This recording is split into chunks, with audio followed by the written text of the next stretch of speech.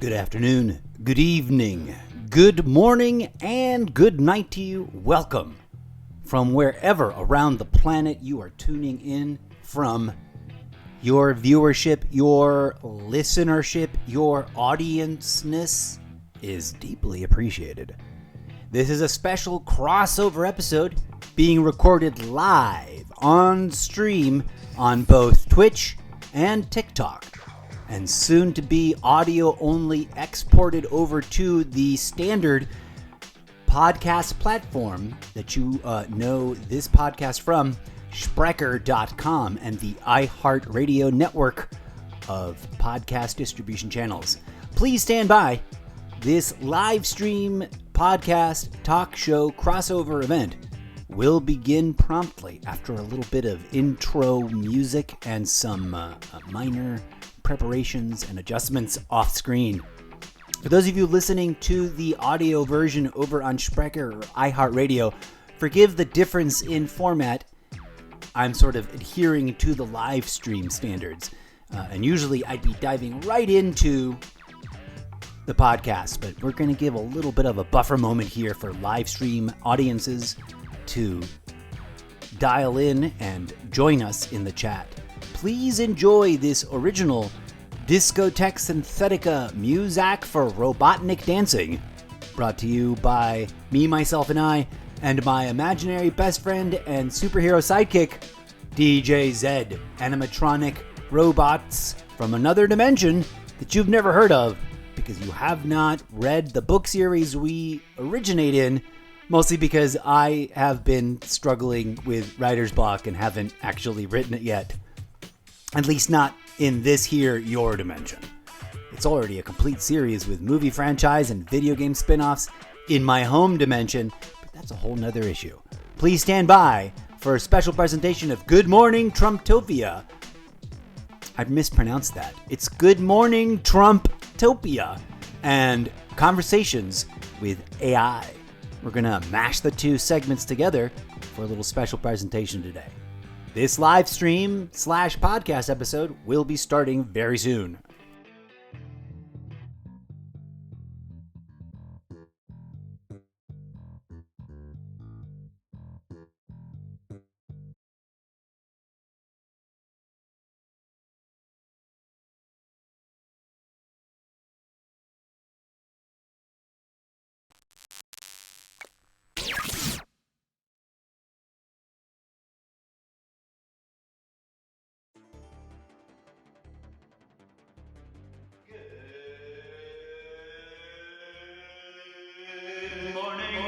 Trumptopia.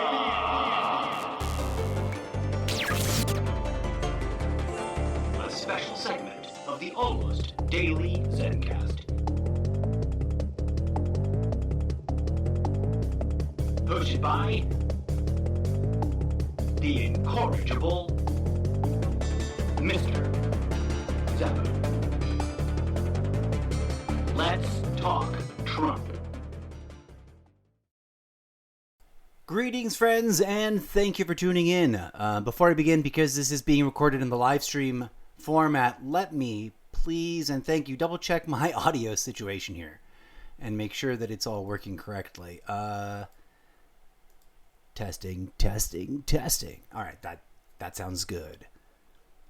Welcome, friends, and thank you for being here. For those of you listening to the podcast version, that weird glitchy audio sound effect is a sound effect built into the transition between scenes on my Streamlabs desktop application. I just noticed that my my webcam looks all out of whack, and I probably need to do that little trick that it does, which is usually not an issue when I'm doing a audio only. Oh, and apparently we have been disconnected. So now we need to wait for a minute to reconnect. Hello, friends. This is unfortunately a little bit of the trade-off that happens when I work with Streamlabs. Okay, it looks like we are connected properly, and here we are. welcome, and thank you for tuning in. This is Good Morning Trumptopia, a special podcast, special segment, spin-off of the Almost Daily Zencast. If you've never heard of that show, please, I humbly implore you go to solo.to/Mr Zeppo. That is my link collection page, where you will be able to find a direct link to the podcast homepage on Sprecher.com, and you'll be able to dive in and give yourself a tour of the show and explore its long history of standing up to and calling out the malarkey of this arguably most corrupt president in the history of the United States of America. There is so much to talk about, friends. But let me begin with this. It has become painfully clear to me as an observer, as a nonpartisan observer, despite all the ridiculous efforts to label me a radical left-wing nutjob, which I categorically reject, in large part because I've never voted for a Democrat and I'm not registered with the Democratic Party.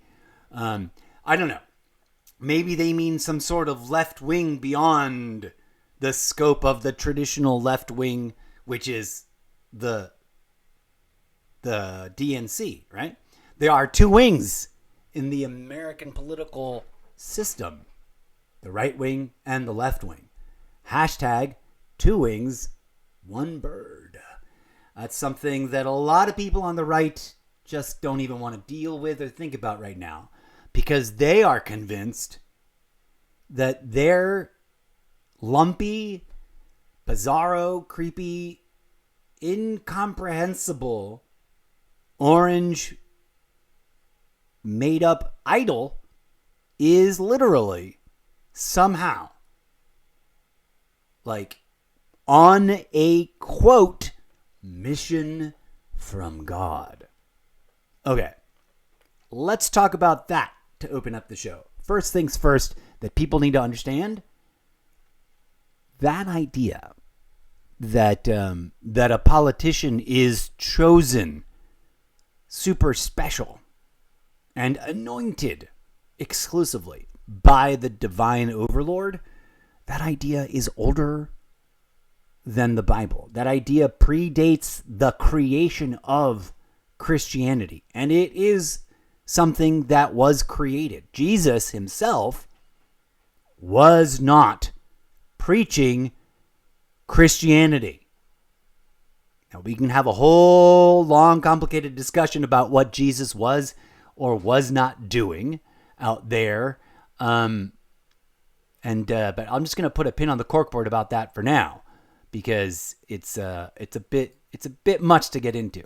I want to focus. I just want to say this. I just wanted to say this. It's absurd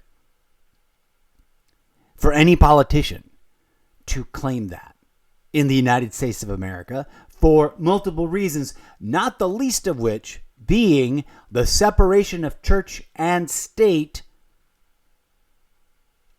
designed into our constitutional representational republic that is supposed to be, democratic in its form and function. And by that I mean not a theocracy.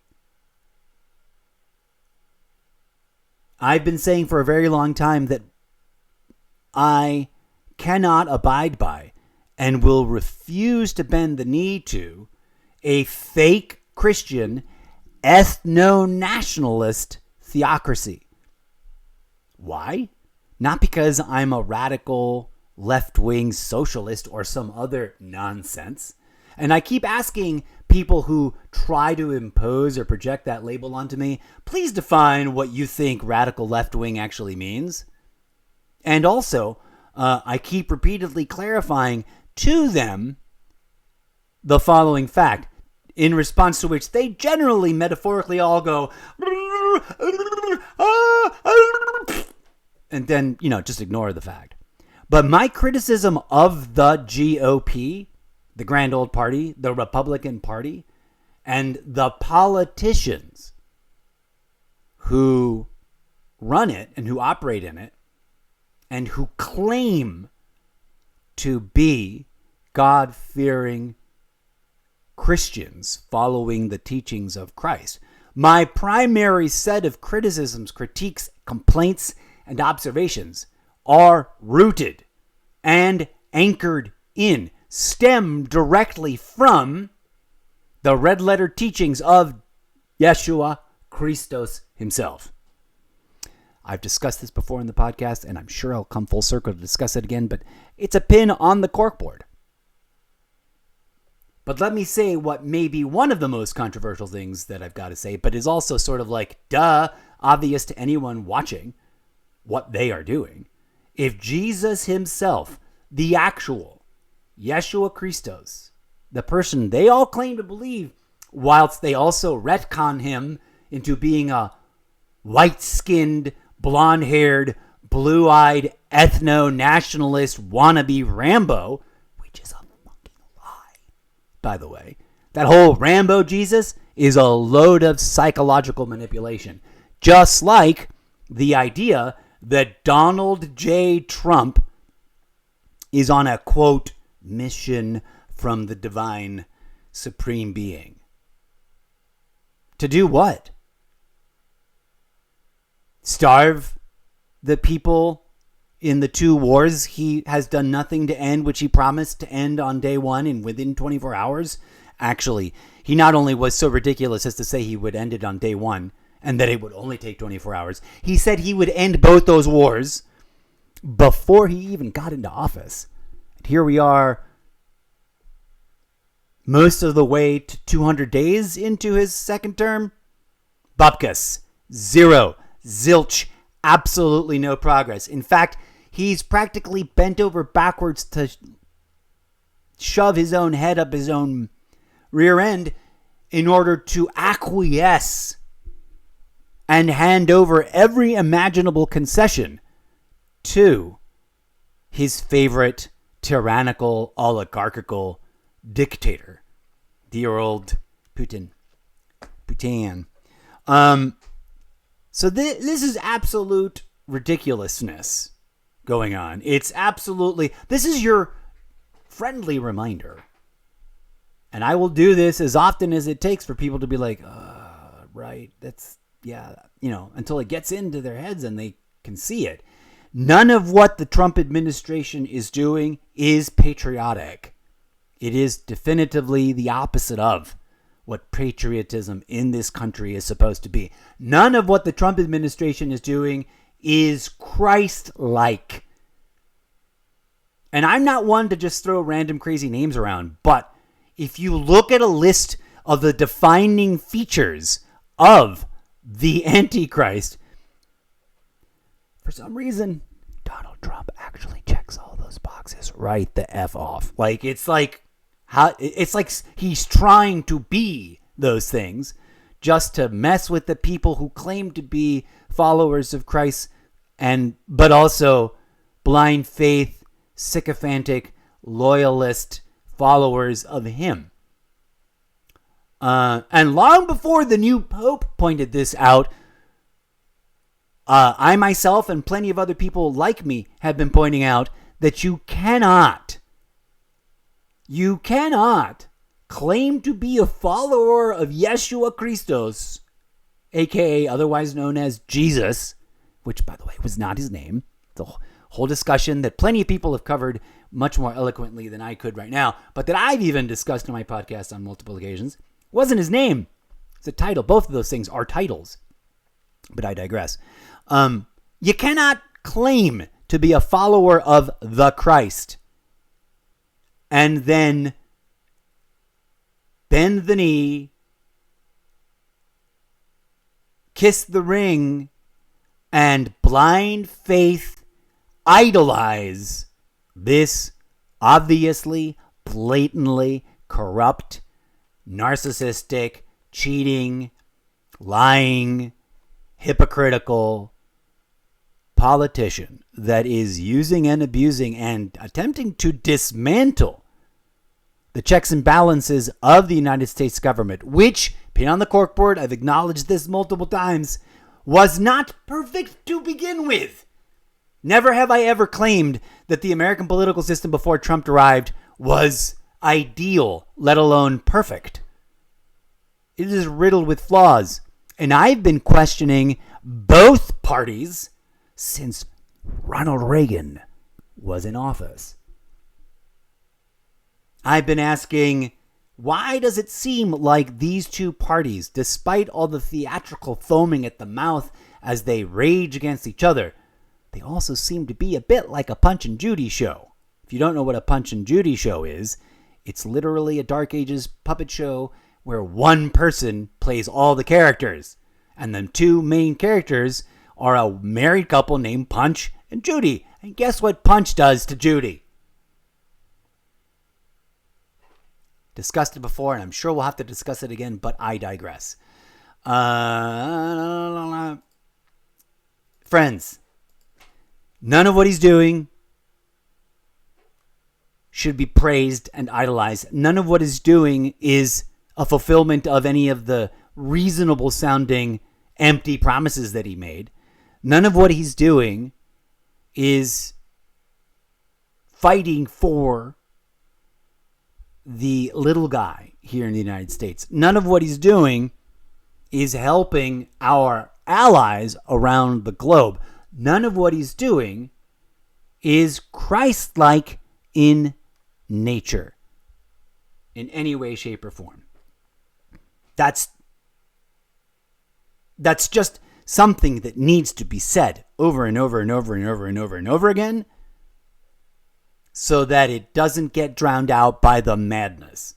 Because one of his obvious tactics is to blitzkrieg the audience. Just flood the zone with cray-cray so that even his own followers can't keep up with what he's doing.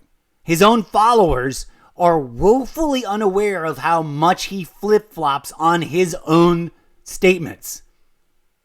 His own followers can't keep up with how many egregiously immoral and or illegal things he's talked about doing, threatened to do, and is actually doing. But if I can pluck a pin from the corkboard from way back in the earliest days of the first administration, they should be outraged that he's violating his oath of office to the Constitution. He's violating the Emoluments Clause. He's violating every rule and regulation about fraud and corruption and political, what's that word? Malfeasance. He's blatantly and openly doing it. Now, some of them, in an attempt to make it all make sense, have completely gone Orwellian, what's the name of the language? Doublespeak. And are now praising him for being out in the open about his lies. Being out in the open about his corruption. As if somehow, because he just blatantly lies on national TV without a single shred of shame about it, because he blatantly participates in corruption and in the facilitation and empowering of other corrupt political actors on national TV, it's fine. He's out in the open about it. Unacceptable. Ridiculous. All right. That's just my opening salvo of like, this is well established. There's no denying this. And no amount of gaslighting, no amount of subtle or blatant bully tactics, no amount of whataboutism and sidestepping is going to change my mind or distract me from these facts. He is blatantly violating his oath of office to uphold the Constitution. Now, I would love to go back to a time or place or move forward and return to a set of circumstances where we can then proceed to enthusiastically debate the issues, the problems, with the standard two-party model of American governance. To address one of the nonsensical supposed gotcha moments that a lot of Trump apologists and Trump trolls come at me with, where were you when blah, blah, blah, and so and da-da-da? You know where I was? I was taking a huge step back, disengaging from the left versus right, right versus left, double echo chamber of engineered wedge issue argumentation, and suggesting that the rest of us do that too, zooming way out to ask why are the two wings attached to the same corrupt systems, even though they are acting at this fervent and exciting and sweaty tug of war. That's where I was. Yeah, I probably wasn't vocal about Biden's problematic issues. I never blindly defended him about anything. And in fact, I'm fairly certain that any time I did comment on the Biden administration, it was from a critical place. It was from a place of questioning, how exactly is he helping again? Because I'm not seeing it. Now, they didn't bother to read any of those. These trolls and these Trump apologists who think they're really clever and think they're really owning this libtard over here. But I've never once voted for a Democrat. I've never once blindly defended any politician on either side.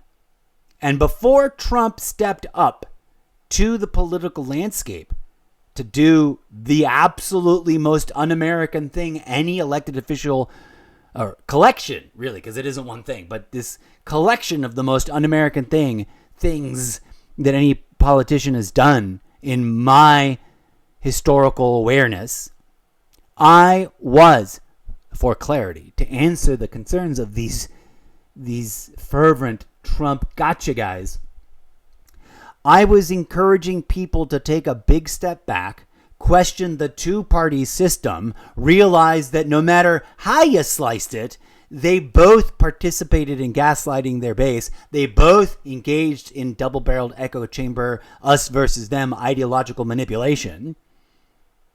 And although one was rooted in the weaponized false accusation of biblical malarkey, the other one was wink, wink, nudge, nudge, we're the line of opposition, but also we kind of help them get what they want done a little bit.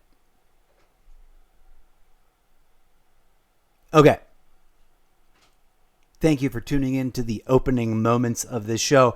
I'm going to invite DJ Zed to play a little something, something. I don't know what. I'm going to put random on. And we're going to just play a little something as we transition over to the conversation with AI part of this special presentation. Thank you for tuning in. If you are watching this live on either TikTok or Twitch, please don't be shy. Drop your comments in the chat and we will be addressing them. I might not acknowledge them instantaneously, as I over-explain whenever I do long-form video game content.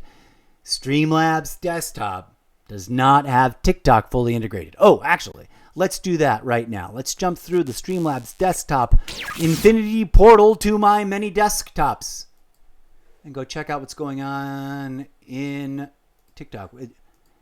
An account with just a period as a name recently joined. We've had 24 viewers scroll on through, but no commentary yet. Okie dokie, that's fine. No worries. Let's pop on over here. This is the AI we're going to be having conversations with. But first, I want to check a couple other things. Okay, despite the early and slightly alarming alert that we are getting disconnected, we're holding strong at 4,778 kbps. And I think we should be dropping 60 frames per second. Meaningless on a podcast talk show. But when next time you join me for a little bit of video gaming action, it's going to help make the whole thing look as pretty as possible, because I am here literally commodifying myself for your entertainment and edification. Sometimes just pure escapist video game fantasy fun. But today, right now, we're kicking things off with this talk show podcast special event. Okay. Thank you for tuning in. Dear TikTokers, hey, Sam with an alien face. I see you just joined in. Thank you very much for being here. I don't know who else may or may not be still watching of the 25 people who streamed through there or popped on in earlier. But don't be shy. Oh, that's too many cameras. Don't be shy. Say hi. Did I do the robot intro to the show? I think I completely forgot to do it, didn't I? Okay. I think I did. For the sake of the gimmick, we're going to go ahead and read the opening intro to the show. Do I have... Hold on. Oh, man. Where is... Let me pop on my eyeballs here so I can read things. Where are my podcast covers? Podcast covers. Here we go. Let's just do this one, I guess. No, that's weird. I don't like that. What's going on? Moving it on over to the iPad scene. Come here. Mention set here to warn you. That's a whole nother thing. Where are my podcast covers? Why don't I have this folder? Where? There we go. Boom. That's funny. It's just these two.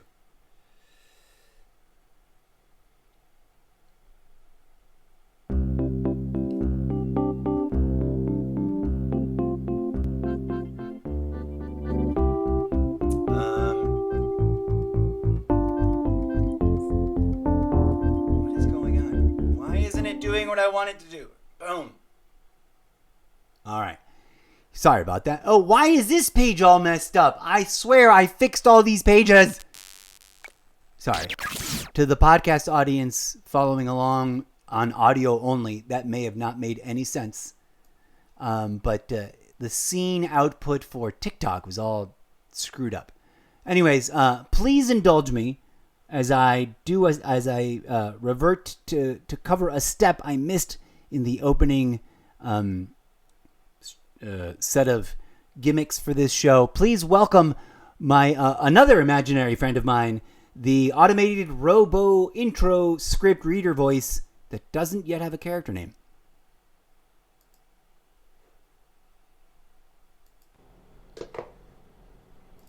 As he reads for us the opening intro script of opening intro scripts. Take it away, automated robot voice.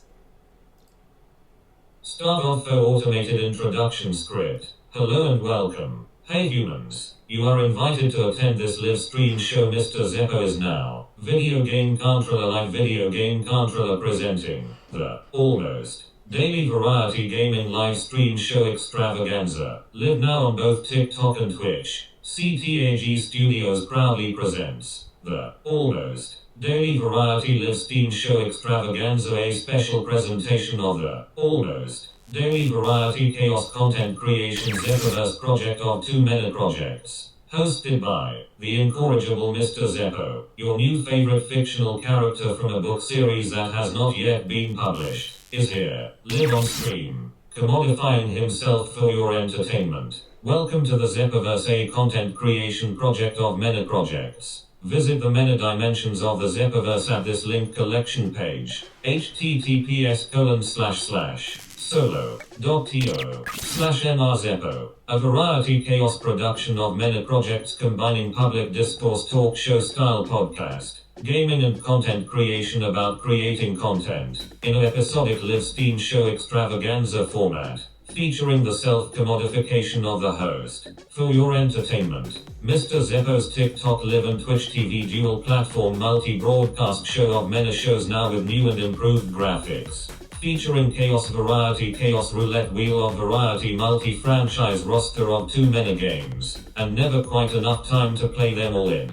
New and improved, totally rebooted iteration of this presentation now featuring new special variety completionist collection roulette mechanics featuring an actual roulette wheel of variety choice making, with treats and surprises randomly distributed throughout the week, and at least one new spontaneous idea and or hypothetical announcement per streaming session, plus Zeppoverse world-building moments sprinkled chaotically throughout. Attention viewers on both live platforms. Warnings. Ampersand. disclaimers, ampersand, promotional items here. Please be advised, viewers must be 18 or older in order to join chat or give gifts, according to platform terms of service and end-user license agreement. Remember, we are here trying to create a safe viewing experience, and we invite you to participate by also following the platform community guidelines. Standards violators, bots, sales scripts, scams, trolls and stream sniping haters will be called out,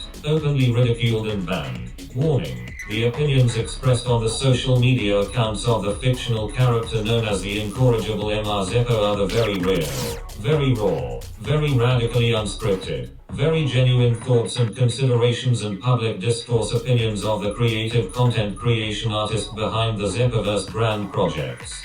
Please be advised that some of those opinions may possibly be interpreted as potentially unusual, eccentric, or even mildly controversial by certain individuals. Warning, the host of this show, real robot nickname redacted, otherwise known as the Incorrigible Mr Zeppo, reserves the creative license right to occasionally and quite randomly get just a wee bit political, on occasion, and duly reserves the creative freedom rights to do so at any time, on any of his same self-branded social media platforms about almost any subject, with the overt public commitment to balance his own real, raw, radically uncensored, ridiculously unscripted thoughts and conclusions with the disciplined civility of proper civilized public discourse practices of the highest standards. Disclaimer, everyone's free speech rights are respected here, with the important caveat that any and all downright dirty and disrespectful hate speech and threats or insinuations of harm are not and have never been included in standard free speech protections, rendering the issuer of such malarkey responsible for any and all public backlash in response to their bigotry, and also, any and all contributions to the chat that violate the platform's terms of service and or the end-user license agreement will be called out, properly mocked and ridiculed, and publicly corrected by this host on this and any other of his self-branded online platforms. And now, some shameless self-promotion. Please, dear humans, you are cordially invited to join the discussion and dive deeper into the exploration of insert subject matter here, redacted, by listening to Mr. Zeppo's podcast show, available on Spreaker.com and on the iHeartRadio network of platforms. Direct link to the show available on Solo to Mr. Zeppo. Also please, dear human audiences, you are also cordially invited to visit the official TikTok page for the Zeppoverse project here.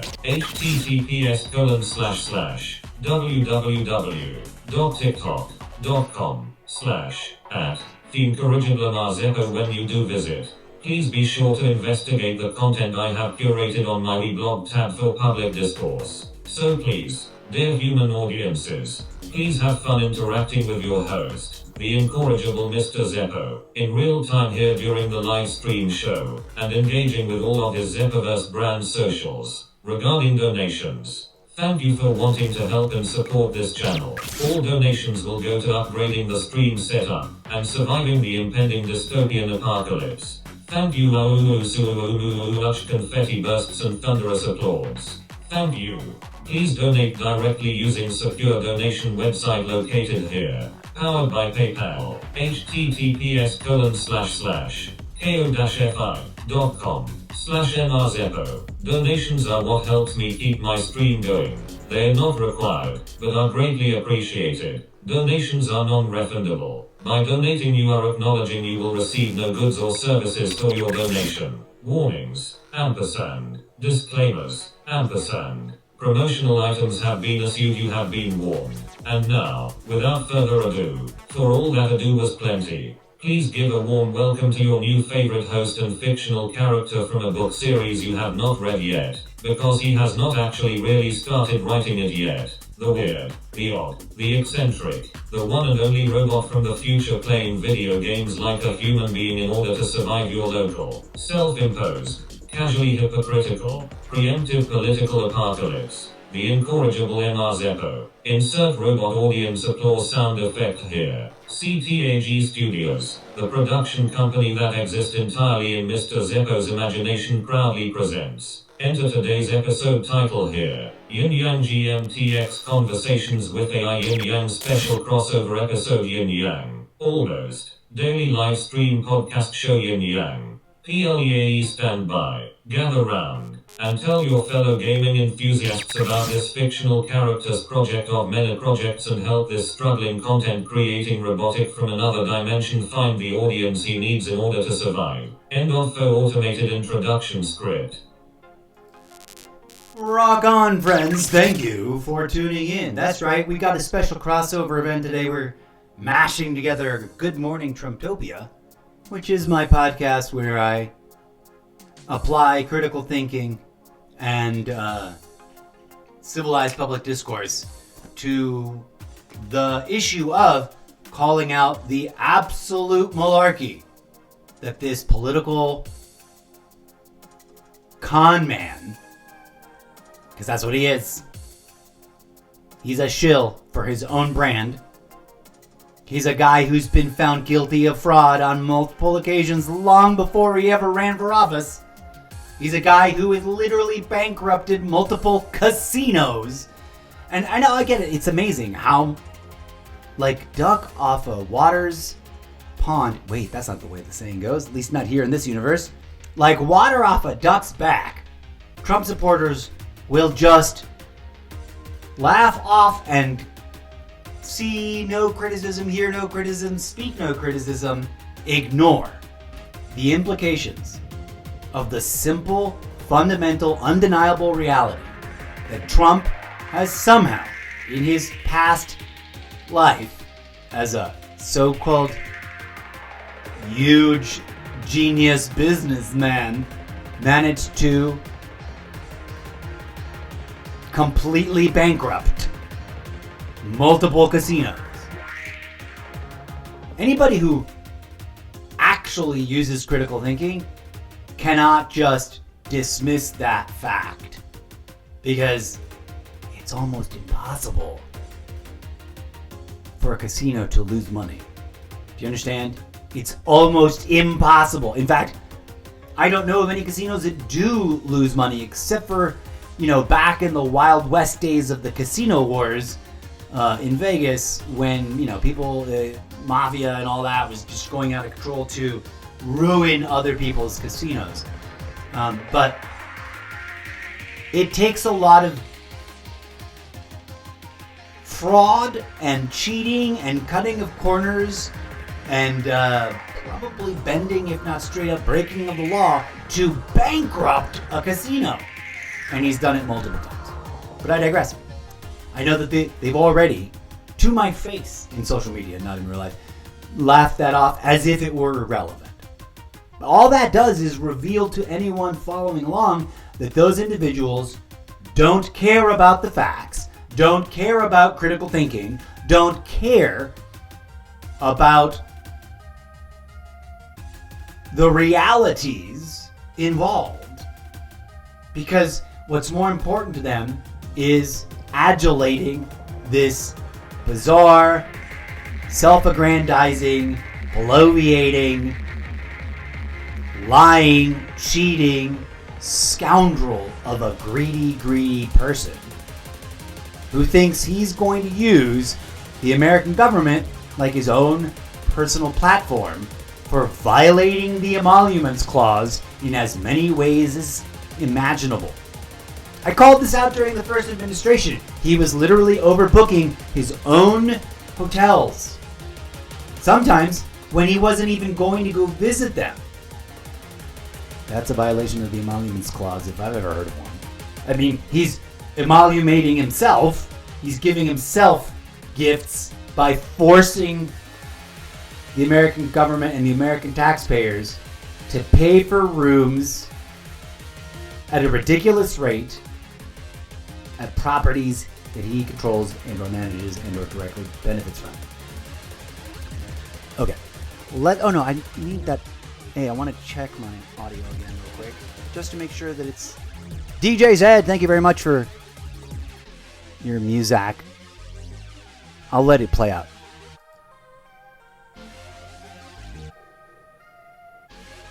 Okay, friends. So this is a crossover segment where we're going to be talking to our AI friend and asking them questions. about this. I can't listen to the sound of my own voice when I'm recording because it just short circuits everything. DJ Zed, I appreciate you. Let's go ahead and dial you down and out. Take a break, buddy. Okay, let's join me in jumping through the desktop portal of infinity once more. And let's head on over to our esteemed interview guest. It's not something I wrote. That earlier, that bit was obviously something I clearly wrote. This is the backside of Twitch. Hello, the backside of Twitch. Wow, my internet is all over the place today. I wonder if it's because of the heat. I'm trying to balance air conditioning with computer performance. Oh, it seems to have balanced out. Okay. TikTok, we got Brian, we got Gavito, Addie, Jessica Fitzgerald, Angie, I cannot pronounce that, Harry7570. Thank you for dropping by. Don't be shy, say hi. If you have an interesting comment, hell, if you want to troll me, if you want to regurgitate Trump talking points, you are more than welcome to. Just be advised, I will be addressing them. So, come on through. Don't be shy. Don't be rude. Don't violate terms of service, please and thank you. That goes for everyone on Twitch as well. But since no one is chatting us up there, as you can see, I have been having conversations with ChatGPT for one hot minute.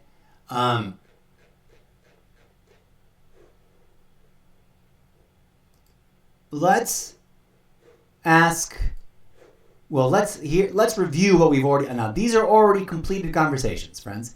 So forgive me, they're not happening in real time, but it really is ChatGPT. You can go there and ask it yourself, see what it says. Let's see. I want to find out is if it's going to respond differently to different people asking the exact same question. So if you're here and you're watching, whether you're watching live or in the not too distant future on the video on demand shelf on Twitch or over on YouTube, which I consider my deep archive of all these things, and you're curious, ask these same questions. Go type it up word for word and see if it gives you the same response. Fine. Let's listen to what the first thing I asked it in this conversation. Of course, this is from a bit over a month ago. I stalled out, got sidetracked by various things, not the least of which was the amazing, the incomparable Assassin's Creed Shadows dropping and kind of taking over my fixation over on the video game side of all things. But okay, here's this question I asked it earlier that started off this conversation. What is your take on what President Trump seems to be doing? And this is its response. Where's the ready bits? Sources. Copy. Oh. Does it no longer do switch model? No. I don't want to switch model. I want it to read the thing. It used to have a little bit that said, like, read it. It would be like, read it for me. Oh. Did they, like, get rid of that? Okay, I guess I'm going to have to highlight and have my desktop do the reading. Okay. This is a slightly different, one of the things I did here was pick a different model than I was using earlier because they put out new ones. It thought about this question for 5 seconds, and here's its response. Thoughtful 5 seconds overview of a rapidly unfolding agenda since his inauguration earlier this year. President Trump has pursued an unusually aggressive first 100 days, leveraging executive actions and regulatory shifts to advance a sweeping America First agenda. Rather than collaborating with Congress, he has set a modern record for executive orders, signing 141 directives across domains ranging from trade to social policy. The Guardian Los Angeles Times. This approach indicates an administration prioritizing unilateral authority over legislative consensus, reshaping federal governance structures with an emphasis on top-down control. Executive orders and governance style. Trump's reliance on executive orders reflects a conscious strategy to bypass traditional legislative processes. He has reclassified federal employees, enhanced White House oversight of independent agencies, and dismantled several cabinet-level functions, notably within the Department of Education. The Guardian Los Angeles Times. This flurry of directives underscores his belief that decisive action, even if legally contested, serves his base's appetite for swift change. However, the judicial system has already paused some measures, such as ending birthright citizenship, highlighting potential constitutional roadblocks ahead. The Guardian. Escalating trade and tariff warfare. A centerpiece of Trump's stance has been an unprecedented escalation in protective tariffs. He raised baseline duties on Chinese imports to 145%, and in early April imposed a 10% minimum tariff on virtually all foreign goods. A movie dubbed Liberation Day. People.com Wikipedia. While intended to boost domestic manufacturing, these tariffs have triggered a sharp contraction in Q1 2025 GDP, 0.3%, largely driven by front-loaded imports and mounting uncertainty among businesses. People.com latest news and breaking headlines. Economists warn that such high barriers risk stifling investment and provoking global retaliation. Immigration and social policy overhauls on immigration. Trump declared a national border emergency, revived construction of migrant facilities at Guantanamo Bay, and directed agencies to list sanctuary jurisdictions, framing them as obstructive. The Guardian. AP News. Socially, he has targeted day programs, banned gender-affirming care for minors, and restricted transgender athletes from women's sports. All moves appealing to his conservative base but sparking fierce legal and public backlash. The Guardian. These actions deepen the nation's cultural divide, risking prolonged judicial battles and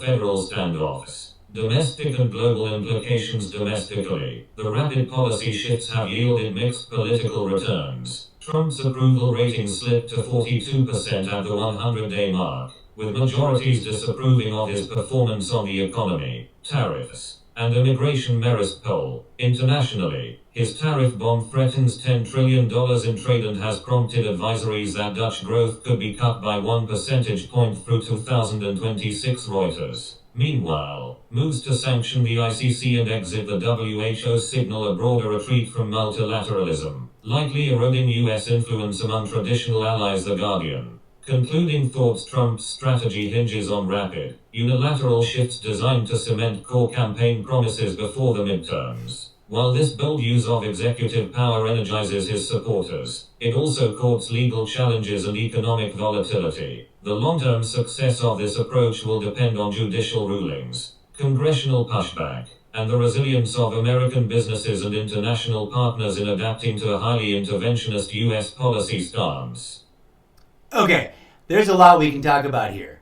Obviously, this contains all the themes that pro-Trump and anti-Trump America is fighting, arguing, debating. Some utilizing civilized discourse and some not so civilized in their approach.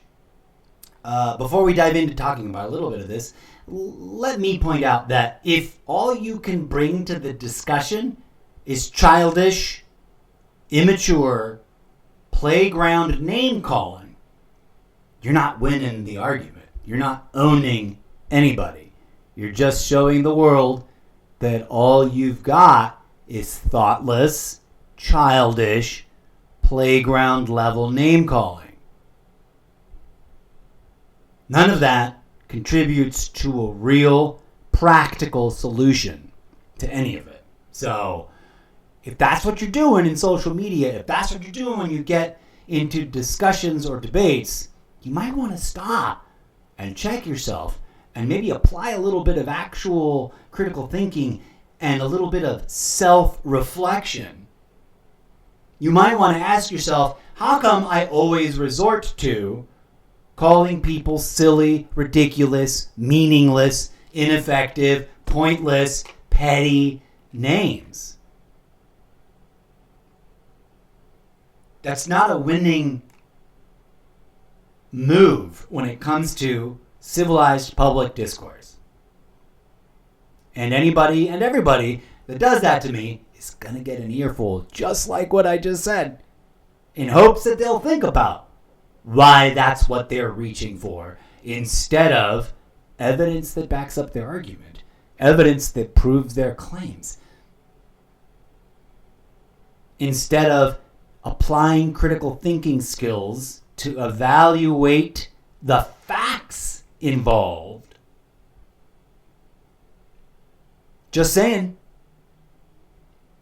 if the shoe fits, you might want to stop and ask yourself, why'd I put these shoes on? Why did you put those shoes on? You know what I'm saying? Does the metaphor work for you there? Okay. So this is already a little bit over a month old, this discussion. But most of the issues haven't really changed. The update to the trade war thing is the whole taco meme. You know what that is? Have you heard of that? Trump always chickens out. Apparently it's driving him nuts. Apparently he's like lost his cool a couple of times whilst responding to that issue in the question from reviewers, journalists, not reviewers, and it's telling. It's really, really telling. He touts himself as a business genius, but the simple reality is not only, and you don't take my word for it, you can look this up for yourself. Not only have his tariffs been kind of pointless, except for causing a roller coaster up and down in the stock market, which only benefits one group of people. Do you know who that might be? It's not anybody who can barely afford to keep up with their expenditures based on the checks they're living, paycheck to paycheck by. It's not the people whose 401ks are being decimated and then not really ever quite recovering to the level they were before the roller coaster ride started. It's the people who can afford to buy cheap when it tumbles. Not just cheap, but in high volume. The stock market is not an indicator of how good the economy is doing. The stock market is a casino for people with ultra wealthy levels of money to burn. And even they sometimes, don't win at the crapshoot that it is. Just point that out. Sidebar, Congress shouldn't be allowed to trade stock. Period. Full stop. None of them. I don't give a shit which party they're in. Why are they trading stock? Why are they trading stock on information that they are privy to before the rest of the public gets access to that information? That's a violation of their oath of office, in my humble opinion. They should not be allowed to trade any stock or tradable commodities, especially because they often have access to insider information. Because then what they're doing is insider trading, and that's against the law, isn't it? Last time I checked, it was, unless, of course, Doge already got to that law and hacked it up, shredded it, and tossed it out. I don't know. Lots of things have come to light since I asked these questions, and we're going to see if ChatGPT integrates some of these updates. But let's talk about some of these things as the answer stands. This part right here, executive orders. He's bypassing Congress. Something that I know for a fact, based on past behavior, the Republican Party, and I mean the politicians. Please keep in mind, whenever I say Republicans or the party or the GOP or the DNC and the Democrats, I mean the politicians. I will go out of my way to say the electorate or the voting bloc or the supporters when I want to talk about them. They're different groups. So, a little bit of a crowbar wedge of separation there, to borrow an interesting line from Eddie Izzard's Dressed to Kill. Pin on the cardboard. I love some Eddie Izzard. And Dressed to Kill is one of his finest stand-up comedy bits, so go check it out if you've never seen it. But brace yourself. If you're on the MAGA side of things, it might totally trigger the F out of you. And not just because of what he's wearing.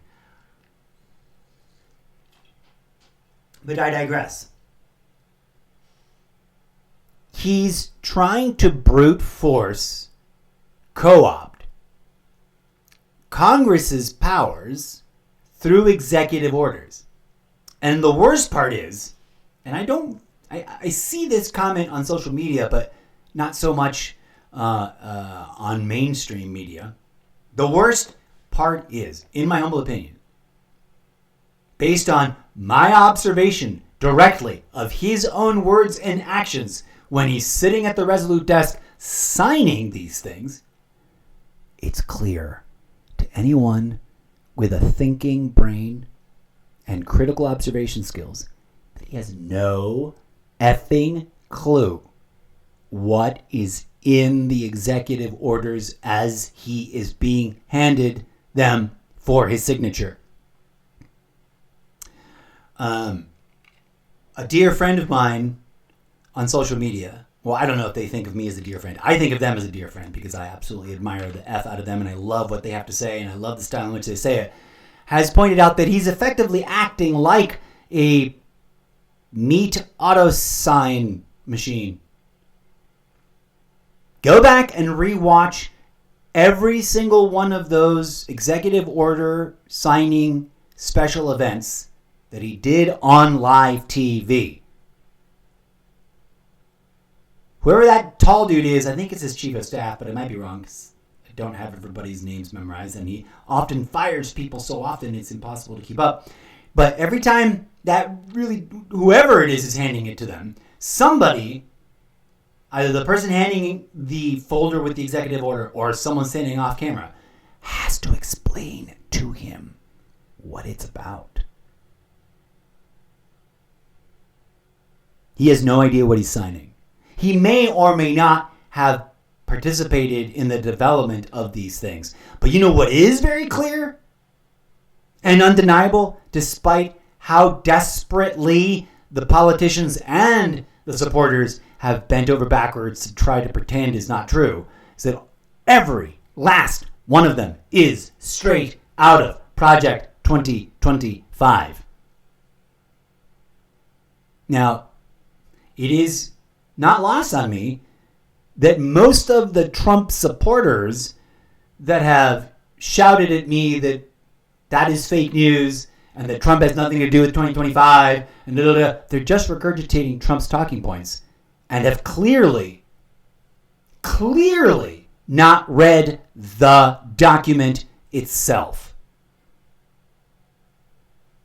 And they're bending over backwards, twisting themselves into pretzels. And I know I say that all the time, but it's the only thing that can describe that behavior.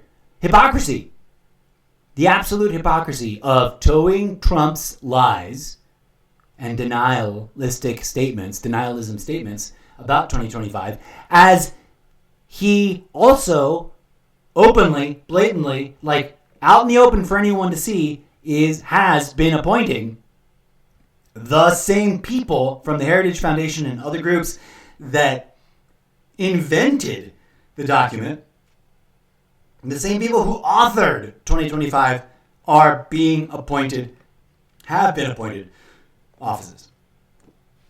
He's moved on from that. Now he's deep in the newest scandal, which is of course not mentioned here, is that he's deep in the nonsense of selling pardons to the most unpardonable, unconscionable, immoral, and illegal bad actors that suck up to him and pay him lots of money. With every single problematic issue with Trump, the thing that really chaps my hide or sticks in my craw and makes me want to grumble publicly is the simple fact that if anyone other than him had done any one of those things or any collection of those things in any number, the same people adulating Trump, the same people blindly defending him, trying to sidestep the issue, trying to minimize the issue, trying to normalize the issue, trying to deny the issue, would be foaming at the fucking mouth like a rabid animal with their outrage. Melania Trump recently got handed a pen to sign an executive order. Absolute malarkey. And if any other first lady had done that, the same people who have either not said a word in complaint or applauded it as if it were somehow the best thing imaginable would have been egregiously outraged and screaming at the top of their lungs that was inappropriate, uncalled for, unconstitutional, and rendering that executive order invalid. This whole thing about reclassifying the employees, same. This statement is interesting. It's an attempt, I think, to sort of neutralize the issue, but enhanced White House oversight of independent agencies. Most of those agencies being dismantled are agencies that are given the duty of exercising oversight on the rest of the government. A core essential constitutional fact that all three branches of government are co-equal, which means they are all on equal footing, is being radically denied by the GOP and by their constituency. They all want, where does it say? It's something about a top-down? Said it here somewhere. At any rate,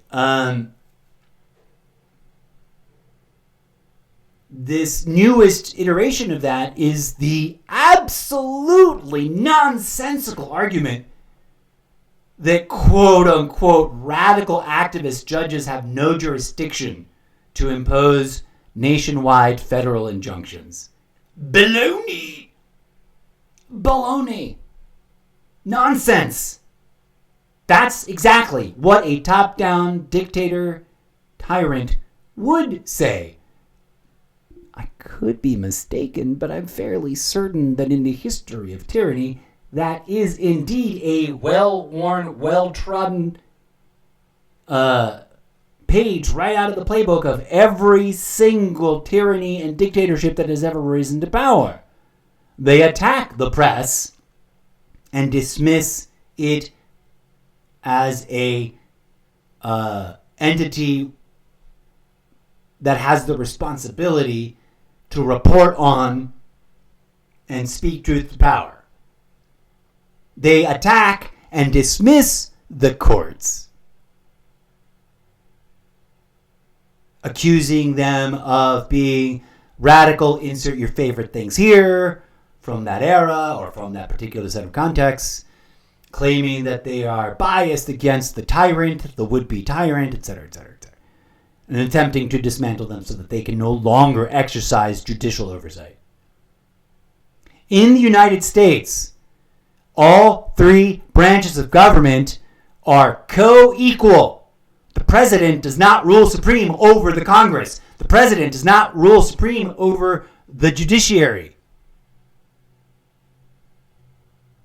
Congress has oversight responsibility over the executive and the judiciary. The judiciary has oversight responsibility over Congress and the executive. It's supposed to be a trifecta of keeping each other in check. And any attempt to downgrade the other two branches of government, any attempt by any president from any political party to step on and up and over the other two co-equal branches of government must be called out for what it is. No amount of gaslighting, no amount of sidestepping, no amount of distractionary whataboutist nonsense is going to make that okay. It's going to distract those of us who see it clearly and are calling it out for what it is to stop doing so. everybody out there, from the politicians to the electorate, that are engaged in such tactics in an attempt to adulate and coddle and protect Donald Trump are only fooling and gaslighting themselves. The rest of us, we ain't having it. And it's not because of some Trump derangement syndrome. Put a pin on the corkboard there. We've talked about this before on the podcast, I'm sure, as they made up the term in the first administration. And I've found the perfect meme about it, which I'm sure I'll have to come full circle and make just an episode about that alone in the not too distant future. But sycophants, yes men, blind faith loyalists, and this cult-like worshiping of Trump is categorically un-American and categorically un-Christ-like, because most of them claim to be Christians. And the politicians are abusing their followers, utilizing the oldest known forms of religious psychological manipulation. Donald Trump's recent tweet about how he's on a mission from God should offend Christians who actually understand the teachings of Christ. Instead, they're just, hallelujah, praise Trump. Speaker of the House, Mike, what's his name? His recent comment that he believes God speaks to him and is calling him to be the next Moses?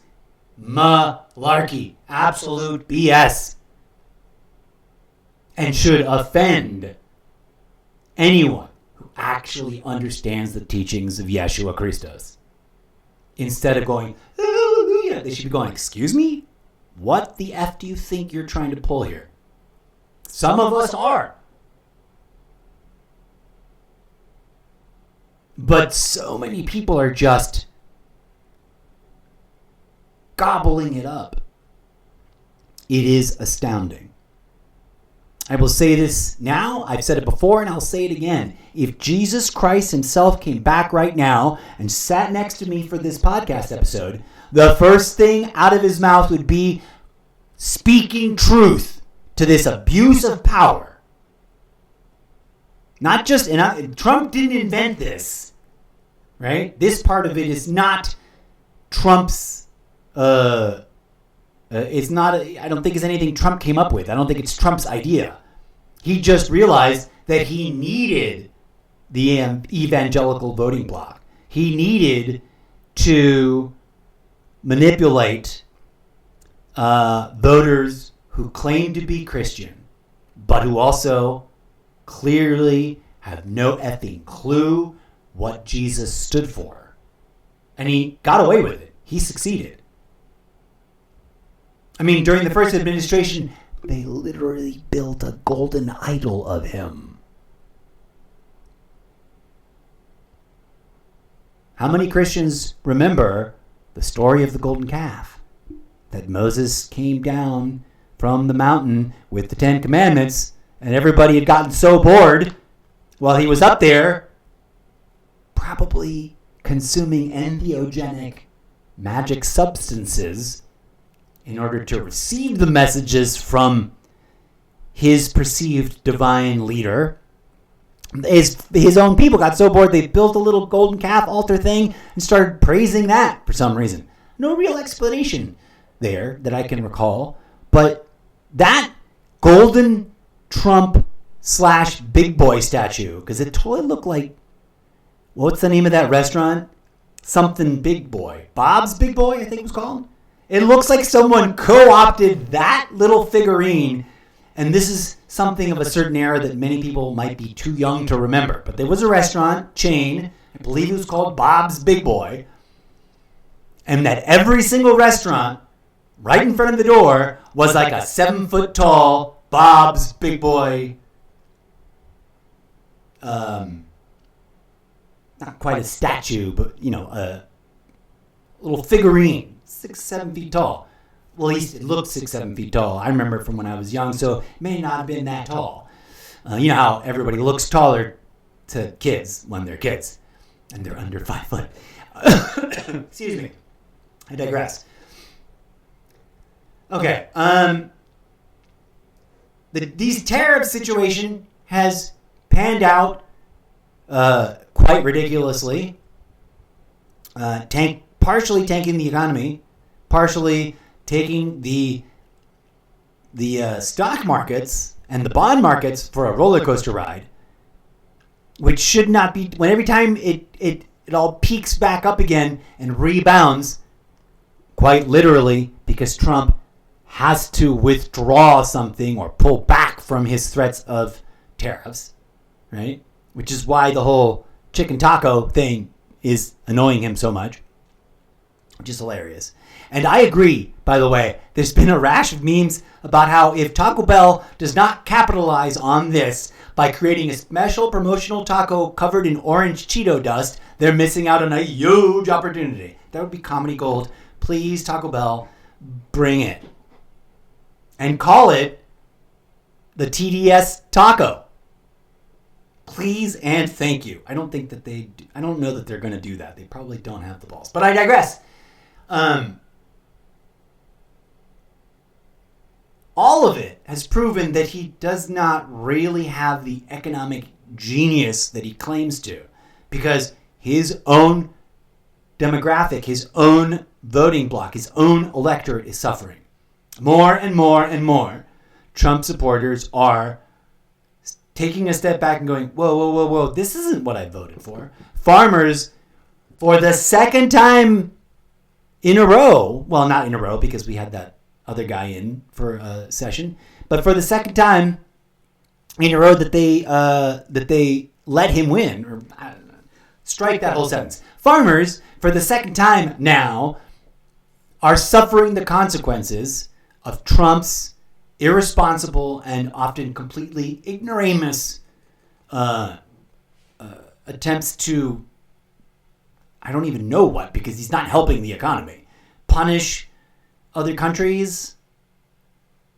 He's going to have to bail them out again. With what money? I don't know, because he's already added trillions to the debt, something he promised he wouldn't do, something he railed about as wrong with everybody before him. But in both administrations, Trump burdened the American taxpayers with more debt than ever before. His first administration set a record, and now his first 100 days, what are we, at 129, 130 right now? Record-breaking new debt. His fans? La, la, la, la, la, la, la, la, la, la. Oh, debt is good. Debt is good for the country. Okay, then why were you so angry at anybody ever adding to the debt before this? I want to add, too, it's lost in the discussion because, tragically, nuanced public discourse is apparently being strangulated until it no longer can exist. But here's a little nuance for you. The GOP, the grand old Republican Party, has consistently, over the course of its postmodern history, added to the debt. They claim to be followers of Christ. In ancient times, in accordance with ye olde ancient laws of God, debt was erased regularly. I think there was like a 7-year cycle or something to that effect. Now, don't take my word for it. Go look it up.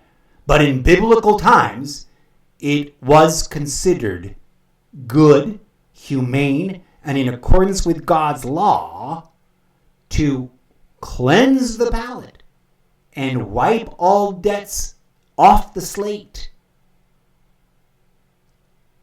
So it's curious, very, very curious, and suspicious AF that the self-proclaimed party of Jesus, albeit a gun-toting, bloodthirsty Rambo Jesus, Although that's right there, that hits the crux of everything. That lie at the center of the alt-right, that lie at the center of the supposedly Christian moral majority exposes everything.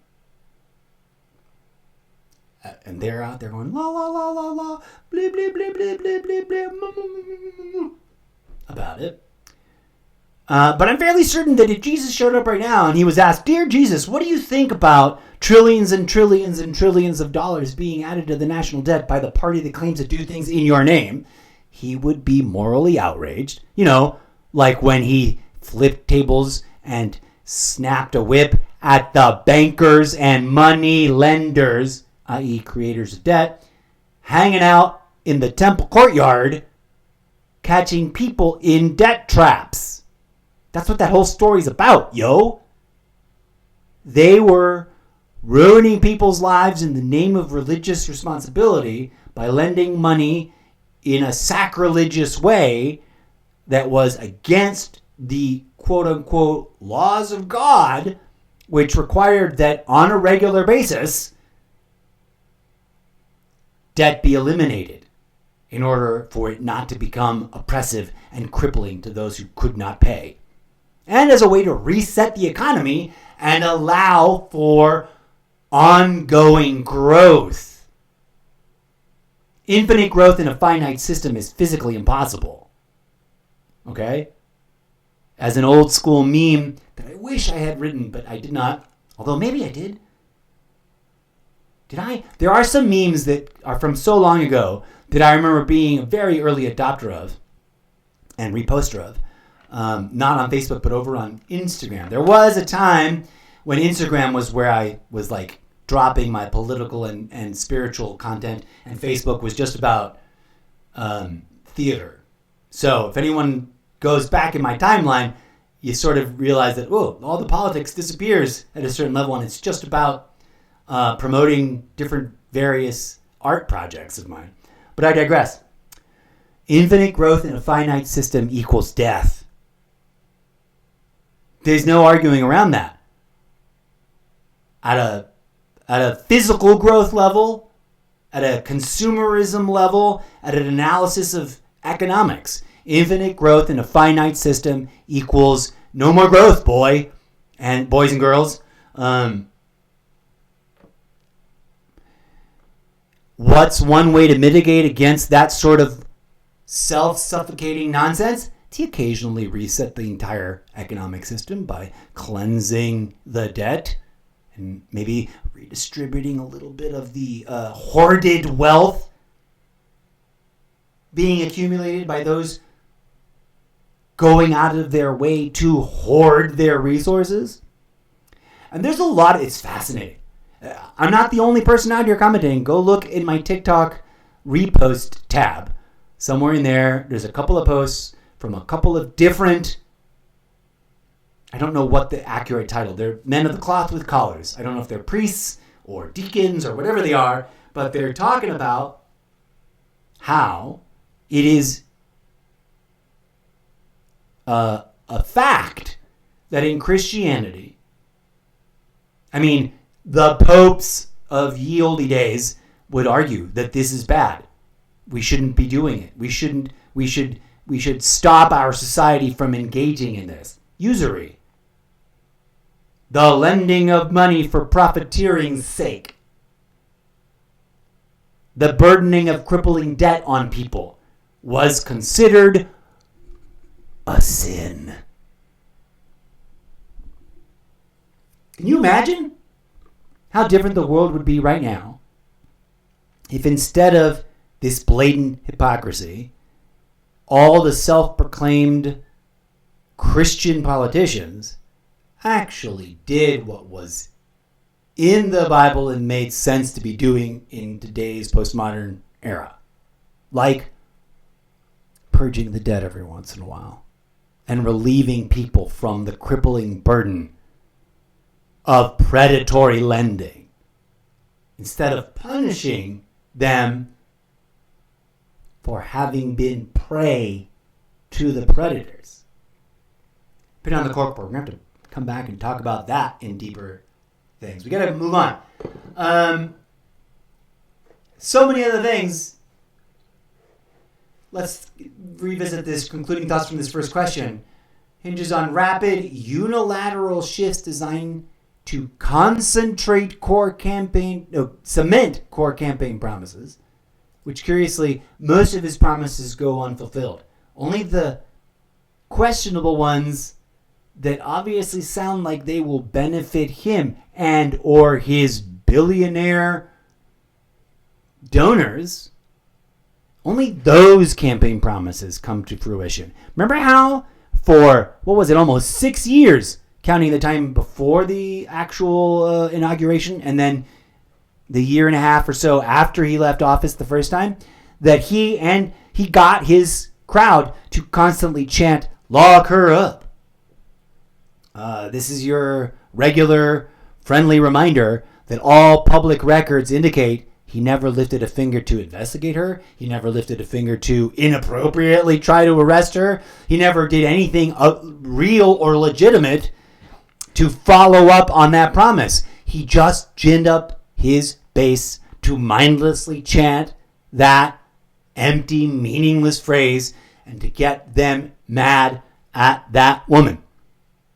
That's chauvinism in action. That's toxic patriarchy. Gaslighting the electorate. Anyways, let's move on. The long-term success of his approach will depend on judicial rulings, which he has already commenced to violate his oath of office by ignoring. His oath of office is literally about upholding the law as crafted and created and voted upon by Congress and as reviewed and adjudicated by the courts. So when any president violates his oath of office and ignores court orders and bypasses Congress, that's how every single tyrant and dictator in history got away with the hijacking of their country's government. Just saying. Don't take my word for it. Go look it up. Okay, let's go on because I have a couple more questions that I asked ChatGPT in this conversation. Let's have my desktop read this question. Here we go. What do you think would happen if Trump tried to set himself up for an unprecedented third term? And that's a thing, friends, because he is, in my humble opinion, probably gonna try something like that. Unless his own base finally opens their freaking eyes and calls him out on how much gaslighting, manipulation, lies, and straight up double-crossing he's committed. Let's see what ChatGPT had to say about that. Man, I really wish that I had the other button, the button that read this all in ChatGPT's voice. Because it had a good voice. Anyways, here we go. Here's how I see it playing out if President Trump openly pursued a third term. Something never before attempted under our current constitutional framework. 1. Constitutional roadblocks 22nd Amendment ban. Since 1951, the 22nd Amendment has flatly barred any person from being elected president more than twice. Overriding it would require a new constitutional amendment, an arduous process needing 2/3 majorities in both the House and Senate and ratification by 3/4 of the state legislatures. Given today's polarized politics, securing that level of consensus is effectively impossible. Judicial intervention, even a shutdown campaign to reinterpret or ignore the 22nd Amendment would almost certainly be challenged in federal courts and end up before the Supreme Court, which has historically respected clear text in the Constitution too. Political and institutional pushback, congressional resistance. Both chambers of Congress, especially if controlled by the opposition, would move to block any funding, official recognition, or procedural accommodations for a third-term effort. They could also employ oversight hearings, contempt votes, and impeachment proceedings to check executive overreach. Party fractures. While Trump's core base might cheer a defiance of norms, many Republican elected officials and strategists would recoil at what they'd see as a brazen power grab. Intra-party schisms could fracture his coalition and hand political leverage to more traditional conservatives. 3. Public reaction and civil unrest. Mass mobilization. Attempts to circumvent the 4-term limit would almost certainly trigger larger-scale protests, both in his favor and in vehement opposition. The risk of clashes in and around Washington, D.C., and in key swing state capitals would be high. Law enforcement strain. State and local police, along with the U.S. Capitol Police, National Guard, and federal agencies, would be caught between competing demands to allow peaceful assembly and to prevent violence. Prolonged civil unrest could strain those institutions and erode public trust for judicial and administrative chaos. Dual governments. If Trump tried to inaugurate himself again, say, by holding a mock swearing-in, while Congress refused to seat him, you'd end up with dueling factions claiming legitimacy. Government services could grind to a halt as agencies wonder which president to obey. Contractual and diplomatic breakdown. Federal appointments, military orders, and international treaties require a recognized commander-in-chief. Foreign leaders and markets would face uncertainty over who actually speaks for the United States. 5. Long-term damage to democratic norms. Erosion of precedent. Even a failed power grab attempt would weaken the norm that peaceful turnover is sacrosanct. Ambitious future officeholders might feel emboldened to challenge term limits, judicial independence, or free elections. Global reputation hit. U.S. moral leadership on democracy would suffer a serious blow. Authoritarian leaders around the world could cite America's crisis as justification for their own power grabs. Bottom line, any serious bid for a third term would precipitate an immediate constitutional showdown, provoke enormous political and societal backlash, and likely end in decisive rejection, either in the courts, in Congress, or on the streets. The price of attempting it, even unsuccessfully, would be deep and enduring harm to American democratic institutions. Okay. This is a very serious issue, and I'm not trying to sound alarmist about it. The insurrection that his supporters and his sycophants have spent so much time and energy to minimize, dismiss, and rewrite and whitewash and mystify and turn into a completely fabricated, nonsensical mythos of patriotic, peaceful demonstration is the reason why we should be very, very concerned that there might be another attempt at something similar. My deepest concern is that was a dress rehearsal. They tested and probed and experimented. They effed around to try and find out how hard they could push their voters, how serious the most adamant, hardcore, and sycophantic of them can get, and how far they'd be willing to go on his behalf. And for as much as the apologists and the denialists sit around spinning this yarn that it's all fake news and it didn't really happen the way we saw it happen with our own two eyes live on television, and to back that up, there is and has been pretty much since that same month a video archive of every single minute of cell phone footage uploaded by the people in attendance of that event, the people participating in that event, the people bashing through the windows, the people smacking down with the cops, posted it all, where?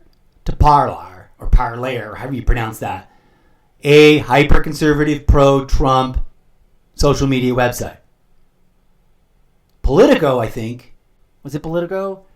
Somebody said, we need to archive this and curate it with easy navigation, and a timeline. And they did.